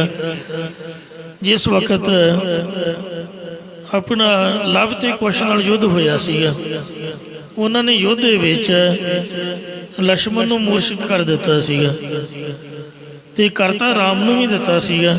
सीता जी ने आपदे सादे बाल नाल स्वर्ग विचों अमृत लिया के फिर भुला के ते इन्हां नूं जीवित कीता सीगा। ਇਸ ਤੋਂ ਪਹਿਲਾਂ ਤੇ ਜਿਸ ਵਕਤ ਲక్ష్మణ ਮੁਰਸ਼ਿਦ ਹੋਇਆ ਦੈਂਤਾਂ ਨਾਲ ਯੁੱਧ ਕਰਦੇ ਆ, ਉਦੋਂ ਹਨੂਮਾਨ ਨੇ ਸੰਜੀਵਨੀ ਬੂਟੀ ਲਿਆਂਦੀ ਸੀ, ਉਹ ਘੋਟ ਕੇ ਪਿਲਾਉਣ ਤੋਂ ਇਹਨੂੰ ਹੋਸ਼ ਆਈ ਸੀ। ਜਦ ਲక్ష్మణ ਮੁਰਸ਼ਿਦ ਹੋ ਗਿਆ ਤੇ ਭਰਾ ਦੇ ਸਕੇ ਭਰਾ ਦੇ ਵਿਛੋੜੇ ਦੇ ਵਿੱਚ ਰਾਮਚੰਦਰ ਜੀ ਨੇ ਬਹੁਤ ਰੁਦਨ ਕੀਤਾ। ਜਦੋਂ ਅਯੁੱਧਿਆਪੁਰ ਵਿੱਚੋਂ ਦੇਸ਼ ਨਿਕਾਲਾ ਹੋਇਆ ਤੇ ਸੀਤਾ ਲక్ష్మణ ਦਾ ਵਿਛੋੜਾ ਹੋ ਗਿਆ, ਅਰਥਾਤ ਸੀਤਾ ਨੂੰ ਤਾਂ ਰਾਵਣ ਚੁੱਕ ਕੇ ਲੈ ਗਿਆ ਤੇ ਲక్ష్మణ ਨੂੰ ਵੱਜ ਗਈ ਬਰਸ਼ੀ। ਉਦੋਂ ਵੀ ਸ੍ਰੀ ਰਾਮਚੰਦਰ ਜੀ ਬਹੁਤ ਰੋਏ ਸਨ। ਇਸ ਲਈ ਪਾਤਸ਼ਾਹ ਜੀ ਕਥਨ ਕਰਦੇ ਹਨ, ਸਰੂਵੈ ਰਾਮ ਨਿਕਾਲਾ ਭਇਆ। ਜਦ ਰਾਮ ਜੀ ਨੂੰ ਦੇਸ਼ ਨਿਕਾਲਾ ਹੋਇਆ ਤੇ ਬਨਵਾਸ ਦੇ ਦੌਰਾਨ ਸੀਤਾ ਲਖਮਣ ਵਿਛੜ ਗਿਆ। ਹੈ ਤਾਂ ਆਪਾਂ ਲక్ష్మణ ਬੋਲਦੇ ਹਾਂ, ਪਰ ਇੱਥੇ ਲਖਮਣ ਬਾਣੀ ਵਿੱਚ ਲਿਖਿਆ, ਇਸ ਲਈ ਲਖਮਣ ਹੀ ਪੜ੍ਹਨਾ ਪੈਂਦਾ ਹੈ। ਸੀਤਾ ਅਤੇ ਲక్ష్మణ ਦਾ ਵਿਛੋੜਾ ਹੋਣ ਤੋਂ ਸਾਧ ਸੰਗਤ ਜੀ ਉਹ ਰਾਮ ਜੀ ਰੋਏ ਸਨ। ਇਹਨਾਂ ਨੂੰ ਵੀ ਸ਼ਰਾਪ ਹੋਇਆ ਸੀਗਾ। ਇੱਕ ਵਾਰ ਜੋ ਨਾਰਦ ਮੁਨੀ ਸਨ, ਇਹਨਾਂ ਦੀ ਪਰਖ ਕਰਨ ਵਾਸਤੇ ਤੇ ਜਦ ਇਹਨਾਂ ਨੇ ਆਖਿਆ ਕਿ ਮੈਨੂੰ ਮਾਇਆ ਮੋਹਿਤ ਨਹੀਂ ਕਰ ਸਕਦੀ, ਤੇ ਚਾਰ ਚੁਫੇਰੇ ਕਹਿੰਦੇ ਗਏ। ਬ੍ਰਹਮਾ ਕਹਿਣ ਲੱਗਾ, ਪੁੱਤ ਇੰਜ ਨਹੀਂ ਕਹੀਦਾ, ਹੰਕਾਰ ਨਹੀਂ ਕਰੀਦਾ, ਤੇ ਇਹ ਰੱਬ ਦੀ ਮਾਇਆ ਹੈ, ਕਿਸੇ ਵੇਲੇ ਵੀ ਬੰਦਾ ਵਿਗੜ ਸਕਦਾ, ਆਪਦੀ ਭਗਤੀ ਕਰੀ ਜਾ। ਠੀਕ ਹੈ, ਪਰ ਬੋਲ ਕੇ ਨਹੀਂ ਕਹਿਣਾ ਚਾਹੀਦਾ, ਤੂੰ ਮੈਨੂੰ ਕਹਿ ਦਿੱਤਾ, ਹੋਰ ਨਾ ਰੌਲਾ ਪਾਈ। शिव जी कोल जाके ते डींग मारी, कहने लगा महाराज मैनू माया नहीं मौत कर सकती। कहने लगे ये गुरमुखा ठीक है तू भगती करदा, पर रब की माया बड़ी प्रबली हो, तेरे प्यो नू भी नहीं छड्डिया, सरस्ती ते भी लुभाईमन हो गया, ते मोहनी अवतार वेले मेरी भी बुरी हालत हुई। मैनू तो तू दस दिता, अगे ना किसी को रौला पाई, इस तरह बोली दा नहीं हुंदा। विष्णु भगवान को जाके कहन लगा, कहता जी मैं माया नू जित लिया। कहन लगे ये बहुत प्रबल है, नाले मुस्करा पे। कहते जी नहीं, कहते चंगा मैं तेरी परख करूँगा ते तगड़ा नहीं पुत, किसी मौके मैं तेनों ये नतारा दिखाऊंगा। तो इस तरह जदों भुल भल गया ਤਾਂ ਕਿਤੇ ਉਹ ਜਾ ਰਿਹਾ ਸੀਗਾ, ਵਿਚਰਿਆ ਸੀ, ਭਗਵਾਨ ਨੇ ਆਪ ਦੀ ਮਾਇਆ ਦੀ ਇੱਕ ਰਚਨਾ ਰਚੀ, ਮਾਇਆ ਨਗਰੀ ਬਣਾਈ, ਬੜੀ ਸੁੰਦਰ ਨਗਰੀ। ਇਹ ਵੇਖ ਕੇ ਭਰਮ ਗਿਆ ਵੀ ਤੂੰ ਆਪ ਦੇ ਰਸਤੇ ਤੁਰਿਆ ਜਾ, ਰਾਹ ਚਟਕ ਗਿਆ। ਸੁੰਦਰ ਨਗਰੀ ਵੇਖ ਕੇ ਵਿੰਦਾ ਵਿੰਦਾ ਰਾਜ ਦਰਬਾਰ ਚਲਾ ਗਿਆ। राज दरबार चला गया, राजे ने रिखी जान के बड़ा सत्कार किया। ओदी नौजवान लड़की सीगी सुंदर स्वरूप वाली। राजा कहने लगा हे संत जी, हे ब्रह्म ज्ञानी जी, हे रिखी जी, हे महात्मा जी, मेरी लड़की ब्याहण वाली है, इहदा हथ वेखो भला भी इहदे कर्मां 'च किहड़ा वर लिखिया, ये कदों विआही जाऊगी। ਧੀਆਂ ਪੁੱਤਾਂ ਦਾ ਮਾਪਿਆਂ ਨੂੰ ਫਿਕਰ ਹੁੰਦਾ ਹੀ ਹੈ, ਤੇ ਸਾਧੂ ਸੰਤਾਂ ਦੇ ਚਰਨੀ ਲੱਗੀ ਦਾ, ਤੇ ਹੁਣ ਸੰਤ ਨੂੰ ਵੇਖਣਾ ਚਾਹੀਦਾ ਆਪਦਾ ਵੀ ਮੈਂ ਸੰਤ ਹਾਂ। ਉਹਨੇ ਜਦ ਹੱਥ ਵੇਖਿਆ, ਹੱਥ ਦੇ ਲਕੀਰ ਸੀਗੀ ਵਿਸ਼ਨੂੰ ਭਗਵਾਨ ਦੀ, ਕਿਉਂਕਿ ਸੀ ਹੋਈ ਲక్ష్ਮੀ, ਭਗਵਾਨ ਦੀ ਮਾਇਆ ਹੀ ਤਾਂ ਸੀ, ਤੇ ਉਹ ਲక్ష్ਮੀ ਦਾ ਹੀ ਅਵਤਾਰ ਸੀਗਾ, ਭੇਸ ਵਟਾਇਆ ਹੋਇਆ ਸੀ, ਲਕੀਰ ਵੀ ਵਿਸ਼ਨੂੰ ਦੀ ਹੋਣੀ। ਵੇਖ ਕੇ ਉਹਨੇ ਸਮਝ ਤਾਂ ਲਿਆ ਵੀ ਇਹਦੀ ਲਕੀਰ ਤਾਂ ਭਗਵਾਨ ਵਿਸ਼ਨੂੰ ਦੇ ਵਰਨ ਦੀ ਲਿਖੀ ਹੋਈ ਹੈ। ਤੇ ਸਾਧ ਸੰਗਤ ਜੀਓ ਦੱਸਿਆ ਉਹਨੇ ਕੁਛ ਹੋਰ ਹੀ, ਤੇ ਕਹਿਣ ਲੱਗਾ ਕੋਈ ਨਹੀਂ ਤੁਸੀਂ ਸਵੰਬਰ ਰਚੋ, ਤੇ ਇਹਨੂੰ ਯੋਗ ਵਰ ਜਲਦੀ ਮਿਲਣ ਵਾਲਾ ਹੈ, ਇਹਨੂੰ ਯੋਗ ਵਰ ਮਿਲ ਜਾਏਗਾ। ਇਹਦੇ ਕਰਮਾਂ 'ਚ ਬਹੁਤ ਸੁੰਦਰ ਵਰ ਲਿਖਿਆ ਭਗਵਾਨ ਵਰਗਾ, ਇੰਜ ਕਹਿ ਕੇ ਚਲਾ ਗਿਆ। ਭੱਜਾ ਭੱਜਾ ਭਗਵਾਨ ਵਿਸ਼ਨੂੰ ਕੋਲ ਆਇਆ। ਕਹਿਣ ਲੱਗਾ ਮਹਾਰਾਜ, ਕਹਿੰਦੇ ਦੱਸੋ। ਕਹਿੰਦੇ ਮੈਂ ਵਿਆਹ ਕਰਾਉਣਾ। ਕਹਿੰਦੇ ਵੀ ਤੂੰ ਭਗਤੀ ਕਰਦਾ, ਸਾਧੂ ਸੰਤ ਹੈ, ਆਪਦੀ ਬੰਦਗੀ ਕਰ। ਕਬੀਰ ਜੋ ਗ੍ਰਹਿ ਕਰੇ ਤਾਂ ਧਰਮ ਕਰ, ਨਾਹੀ ਤਾਂ ਕਰ ਬੈਰਾਗ, ਬੈਰਾਗੀ ਬੰਧਨ ਕਰੇ ਤਾਂ ਕੋ ਬਟਵਾ ਭਾਗ। ਜਿਹੜਾ ਵੈਰਾਗੀ ਹੋ ਕੇ ਫਿਰ ਬੰਧਨਾਂ 'ਚ ਪਏ, ਉਹਦੇ ਵਰਗਾ ਖੋਟੇ ਭਾਗਾਂ ਵਾਲਾ ਕੋਈ ਨਹੀਂ। ਤੇ ਤੂੰ ਭਗਤੀ ਕਰੀ ਜਾ, ਤੇਰਾ ਚਿੱਤ ਜੁੜਿਆ ਹੋਇਆ। ਕਹਿੰਦਾ ਜੀ ਨਹੀਂ, ਮੈਨੂੰ ਹਰ ਦਾ ਰੂਪ ਦਿਓ। ਹਰ ਦਾ ਹਰ ਨਾਮ ਹੈ ਵਿਸ਼ਨੂੰ ਦਾ। ਹਰ ਦੇ ਕਈ ਅਰਥ ਹਨ, ਮਹਾਂਪੁਰਖਾਂ ਨੇ ਦੱਸੇ ਨੇ। ਸਾਧ ਸੰਗਤ ਜੀਓ, ਜਿੱਥੇ ਹਰ ਦਾ ਮਤਲਬ ਵਿਸ਼ਨੂੰ ਹੈ, ਉੱਥੇ ਹਰ ਦਾ ਮਤਲਬ ਇੱਕ ਅਰਥ ਬਾਂਦਰ ਵੀ ਹੈ। ਉਹਨੇ ਆਪ ਦੇ ਵੱਲੋਂ ਤਾਂ ਵਿਸ਼ਨੂੰ ਦਾ ਮੂੰਹ ਮੰਗਿਆ, ਵਿਸ਼ਨੂੰ ਦਾ ਰੂਪ ਮੰਗਿਆ, ਤੇ ਵਿਸ਼ਨੂੰ ਦੇ ਕੋਲੋਂ ਹੀ ਮੰਗਿਆ ਕਿ ਮੈਨੂੰ ਹਰ ਦਾ ਰੂਪ ਬਖਸ਼ੋ ਜੀ। ਉਹਨੇ ਸ਼ਰਾਰਤ ਦੇ ਨਾਲ ਬਾਂਦਰ ਦਾ ਮੂੰਹ ਲਾਤਾ। ਪਰ ਜਿਹੜੀਆਂ ਫੀਲਿੰਗ ਸੀਗੀਆਂ ਉਹ ਅੰਦਰਲੇ ਤਾਂ ਨਾਰਦ ਮੁਨੀ ਵਾਲੀਆਂ ਸੀ ਵੀ ਮੈਂ ਨਾਰਦ ਮੁਨੀ ਹਾਂ। ਅੰਦਰਲੇ ਭਾਵ ਮਨੋ ਭਾਵ ਉਹੀ ਰਹੇ, ਬਣੇ ਰਹੇ। ਇਹਨੂੰ ਪਤਾ ਨਹੀਂ ਚੱਲਿਆ ਵੀ ਮੇਰਾ ਮੂੰਹ ਬਾਂਦਰ ਤਾਂ ਲਾਤਾ। ਜਦ ਉਹ ਲੜਕੀ ਦਾ ਸਵੰਬ ਰਚਿਆ ਗਿਆ, ਬੜੇ ਬੜੇ ਰਾਜਕੁਮਾਰ, ਬੜੇ ਬੜੇ ਨਾਮਵਰ ਸ਼ਖਸੀਅਤਾਂ ਉੱਥੇ ਲੈਣ ਦੇ ਵਿੱਚ ਆ ਕੇ ਖੜੀਆਂ। ਤੇ ਉਸ ਰਾਜਕੁਮਾਰੀ ਦੇ ਹੱਥ ਦੇ ਵਿੱਚ ਜੈ ਮਾਲਾ ਫੜਾਈ ਗਈ ਵੀ ਜਿਹਦੇ ਗਲ ਵਿੱਚ ਪਾ ਦੇਗੀ ਤੇ ਇਹ ਆਪਦੀ ਮਰਜ਼ੀ ਨਾਲ ਭਰ ਲਏ। ਜਿਸ ਵਕਤ ਸਾਧ ਸੰਗਤ ਜੀ ਉਹ ਲੈਣ ਦੇ ਵਿੱਚ ਤੁਰੀ ਆ ਰਹੀ ਸੀ, ਸਾਰਿਆਂ ਵੱਲ ਵੇਖਦੀ ਆ ਰਹੀ। ਇਹਦੇ ਮੂੰਹ ਵੱਲ ਵੇਖ ਕੇ ਤੇ ਹੱਸ ਕੇ ਅੱਗੇ ਨੂੰ ਲੰਘ ਗਈ। ਤੇ ਇਹਨੇ ਮਾਰੀ ਟਪੂਸ ਨਹੀਂ। ਫਿਰ ਅਗਲੇ ਪਾਸੇ ਜਾ ਕੇ ਗਾਂ ਫਿਰ ਲੈਣ 'ਚ ਲੱਗ ਗਿਆ। ਜਦ ਗਾਂ ਲੈਣ 'ਚ ਲੱਗਾ, ਰਾਜਕੁਮਾਰ ਵੇਖ ਕੇ ਹੱਸੇ, ਤਾੜੀ ਮਾਰ ਕੇ ਕਹਿੰਦੇ ਵੇਖ ਆਪਦਾ ਮੂੰਹ ਨਹੀਂ ਵੇਖਦਾ ਤੇ ਟਪੂਸਨੀਆਂ ਮਾਰਦਾ ਹੈ, ਮੂੰਹ ਦਾ ਭਲਾ ਵੇਖ। ਉਹ ਰਾਜਕੁਮਾਰੀ ਫਿਰ ਮਖੌਲ ਹੱਸ ਕੇ ਲੰਘ ਗਈ। ਜਦ ਰਾਜਕੁਮਾਰਾਂ ਨੇ ਮਖੌਲ ਕੀਤਾ ਤੇ ਮੂੰਹ ਵੇਖਿਆ ਆਪਦਾ, ਸ਼ੀਸ਼ੇ ਦਾ ਹੁੰਦੇ ਨਹੀਂ ਸੀ। ਸੋਚਿਆ ਮੇਰੇ ਮੂੰਹ ਨੂੰ ਕੀ ਹੋਇਆ। 2-3 ਵਾਰ ਇਹਨੇ ਟਰਾਈ ਕੀਤੀ ਤੇ ਪਰ ਉਹ ਗੱਲ ਬਣੀ ਕੋਈ ਨਾ। ਆਖਿਰ ਮਖੌਲ ਕਰਨ ਤੋਂ ਜਦੋਂ ਨਦੀ ਦੇ ਕਿਨਾਰੇ ਪਾਣੀ 'ਚ ਆਪਦਾ ਮੂੰਹ ਵੇਖਿਆ, ਬਾਂਦਰ ਦਾ ਮੂੰਹ ਲੱਗਾ ਵੇਖ ਕੇ ਇਹਨੂੰ ਬਹੁਤ ਗੁੱਸਾ ਚੜਿਆ। ਇਹ ਭੱਜਾ ਭੱਜਾ ਵਿਸ਼ਨੂੰ ਭਗਵਾਨ ਦੇ ਕੋਲ ਆਇਆ। ਕਹਿਣ ਲੱਗਾ ਭਗਵਾਨ, ਤੇਰੇ ਕੰਮ ਭਗਵਾਨਾਂ ਵਾਲੇ ਨਹੀਂ। ਸੰਤਾਂ ਸਾਧੂਆਂ ਨੂੰ ਮਖੌਲ ਕਰੀਦਾ, ਤੂੰ ਸਾਧੂ ਨੂੰ ਮਖੌਲ ਕੀਤਾ, ਬਾਂਦਰ ਦਾ ਮੂੰਹ ਲਾਇਆ। ਮੈਂ ਤੈਨੂੰ ਸ਼ਰਾਪ ਦਿੰਦਾ ਕਿ ਤੇਰੀ ਘਰਵਾਲੀ ਵੀ ਜਦ ਗਵਾ ਜਾਏਗੀ ਤੂੰ ਉਹਦੇ ਮਗਰ ਰੋਂਦਾ ਫਿਰੇਗਾ। ਜਿਹੜਾ ਮੂੰਹ ਤੂੰ ਮੈਨੂੰ ਲਾਇਆ, ਇਹ ਬਾਂਦਰ ਮੂੰਹ ਹੈ, ਤੇਰੀ ਸਹਾਇਤਾ ਕਰਨਗੇ ਤੇ ਬਾਂਦਰ ਹੀ ਉਹਦੀ ਖਬਰ ਲੈ ਕੇ ਆਊਗਾ, ਰੋਂਦੇ ਨੂੰ ਤੈਨੂੰ ਚੁੱਪ ਕਰਾਊਗਾ। ਤੋ ਹਨੂਮਾਨ ਰਾਵਣ ਦੇ ਅਸ਼ੋਕ ਬਾਗ ਵਿੱਚੋਂ ਸੀਤਾ ਜੀ ਦੀ ਜਦ ਖਬਰ ਲੈ ਕੇ ਆਇਆ ਤਾਂ ਰਾਮ ਜੀ ਨੂੰ ਹੌਸਲਾ ਹੋਇਆ। ਤਾਂ ਜਿੰਨੇ ਵੀ ਸੁਗਰੀਵ, ਬਾਲੀ, ਇਹ ਸਭ ਬਾਂਦਰ ਸੀਗੇ। ਸਭ ਬਾਂਦਰਾਂ ਨੇ ਹੀ ਰਾਮ ਜੀ ਦੀ ਫੌਜ ਦੇ ਵਿੱਚ ਰਾਮ ਨਾਲ ਯੁੱਧ ਲੜਿਆ ਔਰ ਜੋ ਸਮੁੰਦਰ ਦੇ ਉੱਪਰ ਪੁਲ ਬਣਾ ਕੇ ਗਏ। ਸੋ ਇੰਜ ਗੁਰੂ ਸਾਹਿਬਾਂ ਨੇ ਵਾਰਾਂ ਦੇ ਵਧੀਕ ਵਿੱਚ ਵੀ ਲਿਖਿਆ ਹੋਇਆ, ਮਨ ਮਹਿ ਚੂਰੈ ਰਾਮ ਚੰਦ, ਸੀਤਾ ਲక్ష్మణ ਜੋਗ, ਹਨੂਮੰਤ ਆਰਾਧਿਆ, ਆਇਆ ਕਰ ਸੰਜੋਗ। ਵੇਖੋ, ਸ੍ਰੀ ਰਾਮ ਚੰਦਰ ਆਪਣੇ ਮਨ ਵਿੱਚ ਸੀਤਾ ਜੀ ਦੀ ਖਾਤਰ ਦੁਖੀ ਹੋਇਆ। ਜਦ ਸੀਤਾ ਜੀ ਨੂੰ ਰਾਵਣ ਚੁਰਾ ਕੇ ਲੈ ਗਿਆ ਫਿਰ ਦੁਖੀ ਹੋਇਆ। ਲక్ష్మణ ਦੀ ਖਾਤਰ ਜਦ ਰਣ ਭੂਮੀ 'ਚ ਲక్ష్మణ ਬਰਸ਼ੀ ਨਾਲ ਮੁਰਸ਼ਿਦ ਹੋਇਆ ਉਦੋਂ ਬੜਾ ਅਫਸੋਸ ਕਰਨ ਲੱਗ ਪਿਆ, ਦੁਖੀ ਹੋਇਆ, ਰੋਇਆ।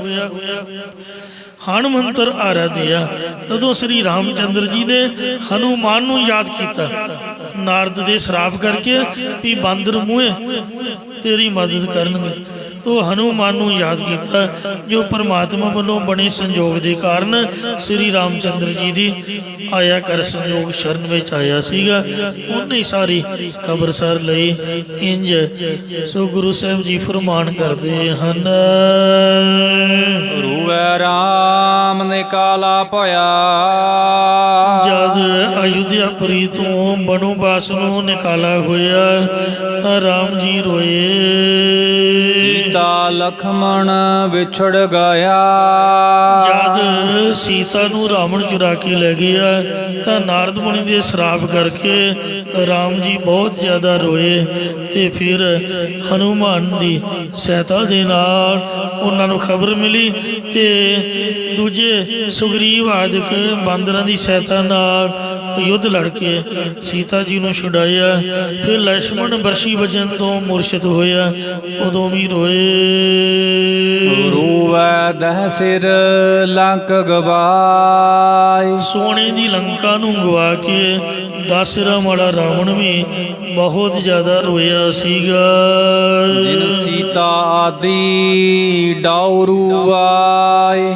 ਜਿਸ ਰਾਵਣ ਨੇ ਜੋਗੀਆਂ ਦੇ ਲਿਬਾਸ ਦੇ ਵਿੱਚ ਚੌਲ ਮੰਗਣ ਦੇ ਬਹਾਨੇ ਡਮਰੂ ਵਜਾ ਕੇ ਸੀਤਾ ਚੁਰਾ ਲਿਆਂਦੀ ਸੀਗੀ, ਜਿਨਨੇ ਸੀਤਾ ਨੂੰ ਆਪਣੀ ਲੰਕਾ ਵਿੱਚ ਲਿਆ ਕੇ ਧੌਂਸੇ ਆਦਿਕ ਵਜਾਏ ਸਨ, ਉਹ ਵੀ ਰੋਇਆ। ਰੂਵੈ ਪਾਂਡਵ ਭਏ ਮਜੂਰ। ਜਦ ਪੰਜੇ ਪਾਂਡਵ ਵੈਰਾਟ ਰਾਜੇ ਦੇ ਮਜ਼ਦੂਰ ਹੋ ਕੇ ਰਹੇ ਸਨ, ਉਦੋਂ ਪੰਜੇ ਪਾਂਡਵ ਬੜੇ ਰੋਏ ਸੀਗੇ ਕਿ ਵੇਖੋ ਅਸੀਂ ਰਾਜਿਆਂ ਦੇ ਪੁੱਤਰ ਤੇ ਹੁਣ ਨੌਕਰ ਬਣ ਕੇ ਆਪਦੇ ਲੋਕੀ ਦਿਨ ਕੱਟ ਰਹੇ ਆ, ਇੰਨੇ ਨੇ ਵੱਡੇ ਰਾਜੇ ਹੋ ਕੇ ਅਸੀਂ ਮਜ਼ਦੂਰੀ ਕਰਦੇ ਆ। ਇੰਜ ਬੜੇ ਰੋਏ ਸਨ। ਇਸੇ ਪ੍ਰਕਾਰ ਰੂਵੈ ਪਾਂਡਵ ਭਏ ਮਜੂਰ। ਜਿਸ ਰਾਜੇ ਵਿਰਾਟ ਦੇ ਦਰਬਾਰ 'ਚ ਨੌਕਰੀ ਕਰਦੇ ਸਨ, ਉਹਦਾ ਇੱਕ ਸਾਲਾ ਸੀਗਾ ਕਰੀਚਕ। ਇਹ ਬੜਾ ਵਿਗੜਿਆ ਹੋਇਆ ਸੀਗਾ, ਬੜਾ ਖਰਾਬ ਬੰਦਾ ਸੀਗਾ। ਭਰੀ ਸਭਾ 'ਚ ਉਹਨੇ ਦ੍ਰੋਪਦੀ ਨੂੰ ਬਾਂਹ ਤੋਂ ਫੜ ਲਿਆ ਸੀਗਾ ਤੇ ਦ੍ਰੋਪਦੀ ਵਿਚਾਰੀ ਬੜੀ ਰੋਈ। ਉਹਨੇ 4 ਚੁਫੇਰੇ ਵੇਖਿਆ ਤੇ ਇਹਦੇ 5 ਪਤੀ ਉਹਦੀ ਸਹਾਇਤਾ ਨਾ ਕਰ ਸਕੇ। ਉਹਨਾਂ ਨੇ ਧੌਣਾ ਨੀਵੀਆਂ ਕਰ ਲਈਆਂ ਵੀ ਜੇ ਬੋਲੇ। ਭੀਮਸੈਨ ਲੱਗਾ ਸੀ ਬੁੜਕਣ ਤੇ ਯੁਧਿਸ਼ਠਰ ਨੇ ਇਸ਼ਾਰਾ ਕੀਤਾ ਵੀ ਖਬਰਦਾਰ, ਆਪਦੇ ਸਾਡੇ ਉਹ 12 ਸਾਲ ਖੂਹ 'ਚ ਪੈ ਜਾਣੇ, ਇੱਕ ਗਲਤੀ ਕਰਨ ਕੰਮ ਕਰੋ ਪਰ ਤਰੀਕੇ ਨਾ ਕਰੋ। ਇਸ ਲਈ ਇਹਨੂੰ ਮਤ ਦਿਆਂਗੇ ਪਰ ਤੂੰ ਹੌਸਲਾ ਰੱਖ, ਗੁੱਸੇ 'ਚ ਨਾ ਹਾਰ। ਤਾਂ ਫਿਰ ਉਹਨੇ ਆਪਦੇ ਤਰੀਕੇ ਨਾਲ ਜੁਗਤੀ ਨਾਲ ਉਹਦੇ ਕੋਲ ਸਮਾਂ ਮੰਗ ਲਿਆ ਵੀ ਫਲਾਣੇ ਸਮੇਂ ਸਕੂਲ 'ਚ ਆ ਜਾਈਂ ਰਾਤ ਦੇ 12 ਵਜੇ। ਭਰੀ ਸਭਾ 'ਚ ਤੂੰ ਮੇਰੀ ਬੇਇੱਜ਼ਤੀ ਨਾ ਕਰ। ਤੂੰ ਜਦ ਸਕੂਲ 'ਚ ਗਿਆ ਤੇ ਭੀਮਸੈਨ ਨੂੰ ਬੁਲਾ ਲਿਆ। ਉਹਨੇ ਫੜ ਕੇ ਚੰਗਾ ਕਟਾਪਾ ਚਾੜਿਆ, ਗੋਲ ਕਰਕੇ ਉਹਨੂੰ ਲਟੈਣ ਸ਼ਤੀਰ 'ਚ ਡੰਗ ਦਿੱਤਾ ਸੀਗਾ। ਫਿਰ ਇਹਦਾ ਸੰਸਕਾਰ ਕਰਨ ਗਏ 100 ਦੇ 100 ਭਰਾ। ਭੀਮਸੈਨ ਨੇ ਚਿੱਕੜ 'ਚ ਡੁਬਕੀ ਲਾ ਕੇ ਆਪਦਾ ਭੇਸ ਵਟਾ ਕੇ ਦਖਤ ਪੁੱਟ ਕੇ ਪੁੱਛਾਂ ਤੋਂ ਘੁਮਾ ਘੁਮਾ ਮਾਰ ਮਾਰ ਸੁੱਟੇ। ਇੱਕ ਨੂੰ ਸਾੜਨਗੇ 100 ਦੇ 100 ਹੀ ਸੜ ਗਏ। ਤੋ ਇੱਕ ਵਾਰ ਆਪਦੀ ਘਰਵਾਲੀ ਦੀ ਬੇਦਬੀ ਹੋਣ ਕਰਕੇ ਜਦ ਭਰੀ ਸਭਾ 'ਚ ਕਰੀਚਕ ਨੇ ਬਾਂਹ ਫੜੀ, ਉਦੋਂ ਪੰਜੇ ਹੀ ਪਾਂਡਵ ਬਹੁਤ ਹੀ ਜ਼ਿਆਦਾ ਰੋਏ ਕਿ ਵੇਖੋ ਅਸੀਂ ਕਿੰਨੇ ਬਲੀ ਹਾਂ ਪਰ ਆਪਦੀ ਘਰਵਾਲੀ ਦੀ ਰੱਖਿਆ ਨਹੀਂ ਕਰ ਸਕੇ। ਜਿਨ ਕੈ ਸੁਆਮੀ ਰਹਿਤ ਦੂਰ। ਜਿਨ੍ਹਾਂ ਦੇ ਮਾਲਕ ਕ੍ਰਿਸ਼ਨ ਭਗਵਾਨ ਜੀ ਹਰ ਵਕਤ 8 ਪਹਿਰ ਉਹਨਾਂ ਦੇ ਨੇੜੇ ਰਹਿੰਦੇ ਸੀ, ਅੰਤਰਜਾਮੀ ਸਮਝਾਉਂਦੇ ਰਹਿੰਦੇ ਸੀ। ਤੇ ਉਹ ਵੀ ਵਿਰਾਟ ਰਾਜੇ ਦੇ ਕੋਲ ਜਾ ਕੇ ਰੋਏ ਆਪਦੀ ਕਰਤੂਤ ਕਰਕੇ ਵੀ ਘਰ ਵਾਲੀ ਵੀ ਦਾਤ ਲਾ ਕੇ ਜੂਏ 'ਚ ਸਭ ਕੁਝ ਹਾਰ ਬੈਠੇ। ਰਾਜਾ ਯੁਧਿਸ਼ਠਰ ਵਿਰਾਟ ਰਾਜੇ ਦੇ ਕੋਲ ਕੰਕ ਨਾ ਰਖਾ ਕੇ ਚੌਪੜ ਖਿਡਾਉਣ ਦਾ ਕੰਮ ਕਰਦਾ ਰਿਹਾ। ਭੀਮਸੈਨ ਬਲਬ ਨਾ ਰਖਾ ਕੇ ਰਸੋਈਏ ਦਾ ਕੰਮ ਕਰਦਾ ਰਿਹਾ। ਅਰਜਨ ਬੇਹੰਡੜਾ ਨਾਮ ਰਖਾ ਕੇ ਰਾਜਪੁੱਤਰੀ ਨੂੰ ਨਾਚ ਸਿਖਾਉਣ ਦਾ ਕੰਮ ਕਰਦਾ ਰਿਹਾ। ਨਕੁਲ ਗ੍ਰੰਥੀਪਾਲ ਨਾਮ ਰਖਾ ਕੇ ਘੋੜਿਆਂ ਦੀ ਸੇਵਾ ਕਰਦਾ ਰਿਹਾ। ਸਹਿਦੇਵ ਤੰਦੀਪਾਲ ਨਾਮ ਰਖਾ ਕੇ ਗਊਆਂ ਦੀ ਸੇਵਾ ਕਰਦਾ ਰਿਹਾ। ਦ੍ਰੋਪਦੀ ਸਿੰਦਰੀ ਨਾਮ ਰਖਾ ਕੇ ਰਾਣੀ ਦੀ ਦਾਸੀ ਬਣ ਕੇ ਉਹਦੀ ਸੇਵਾ ਕਰਦੀ ਰਹੀ। ਇੰਜ ਵੇਖੋ ਵੱਡੇ ਵੱਡੇ ਰੋ ਕੇ ਗਏ ਨੇ। ਅਸੀਂ ਤਾਂ ਭਲਾ ਕਿਹੜੀ ਗਿਣਤੀ ਵਿੱਚ ਕਿ ਜਿਹੜਾ ਰੋਣਾ ਨਾ ਪਏ। ਪਰ ਗੁਰੂ ਮਹਾਰਾਜ ਨੇ ਸਾਨੂੰ ਬਾਣੀ ਦੇ ਲੜ ਲਾਇਆ। ਜਦੋਂ ਵੀ ਦੁੱਖ ਆਉਂਦਾ, ਕੋਈ ਕਸ਼ਟ, ਕੋਈ ਬਿਪਤਾ, ਕੋਈ ਮੁਸ਼ਕਿਲ ਆਉਂਦੀ ਹੈ ਤਾਂ ਦੁੱਖ ਭੰਜਨੀ ਸਾਹਿਬ ਦਾ ਗੁਟਕਾ ਫੜੋ ਜਾਂ ਸੁਖਮਨੀ ਸਾਹਿਬ ਆਪਦੀ ਮਰਜ਼ੀ ਨਾਲ ਜਿੰਨਾ ਵੀ ਸਮਾਂ ਤੁਹਾਡੇ ਕੋਲ ਹੈ, ਅੱਧਾ ਅੱਜ ਕਰ ਲਓ, ਅੱਧਾ ਭਲਕੇ ਕਰ ਲਓ। ਜਿੰਨਾ ਟਾਈਮ ਹੈ ਉਹਨਾਂ ਬਾਣੀ ਪੜ੍ਹੋ, ਅਰਦਾਸ ਕਰੋ ਮਹਾਰਾਜ ਸੱਚੇ ਪਾਤਸ਼ਾਹ ਸਾਡੀ ਆਤਮਾ ਨੂੰ ਮਨ ਨੂੰ ਸੁਖੀ ਕਰੇ ਜੀ। ਰੂਵੈ ਜਨਮੇਜਾ ਖੋਏ ਗਿਆ। ਏਕੀ ਕਾਰਣ ਪਾਪੀ ਭਇਆ ਰੋਵੈ ਸੇਖ ਮਸਾਇਕ ਪੀਰ ਅੰਤ ਕਾਲ ਮਤ ਲਾਗੈ ਭੀੜ ਰੋਵੈ ਰਾਜੇ ਕੰਨ ਪੜਾਇ ਘਰ ਘਰ ਮਾਗਹਿ ਭਿਖਿਆ ਜਾਇ ਰੋਵੈ ਕਿਰਪਨ ਸੰਚੈ ਧਨ ਜਾਇ ਪੰਡਤ ਰੋਵੈ ਗਿਆਨ ਗਵਾਇ ਬਾਲੀ ਰੋਵੇ ਨਾਹੀ ਪਧਾਰ ਨਾਨਕ ਦੁਖੀਆ ਸਭ ਸੰਸਾਰ ਮੰਨੇ ਨਾਉ ਸੋਏ ਜਿਣ ਜਾਇ ਸੋਈ ਜਿਣ ਜਾਏ ਔਰੀ ਕਰਮ ਨਾ ਲਿਖੈ ਲਾਇ ਵਾਹਿਗੁਰੂ ਜੀ ਕਾ ਖਾਲਸਾ ਵਾਹਿਗੁਰੂ ਜੀ ਕੀ ਫਤਿਹ।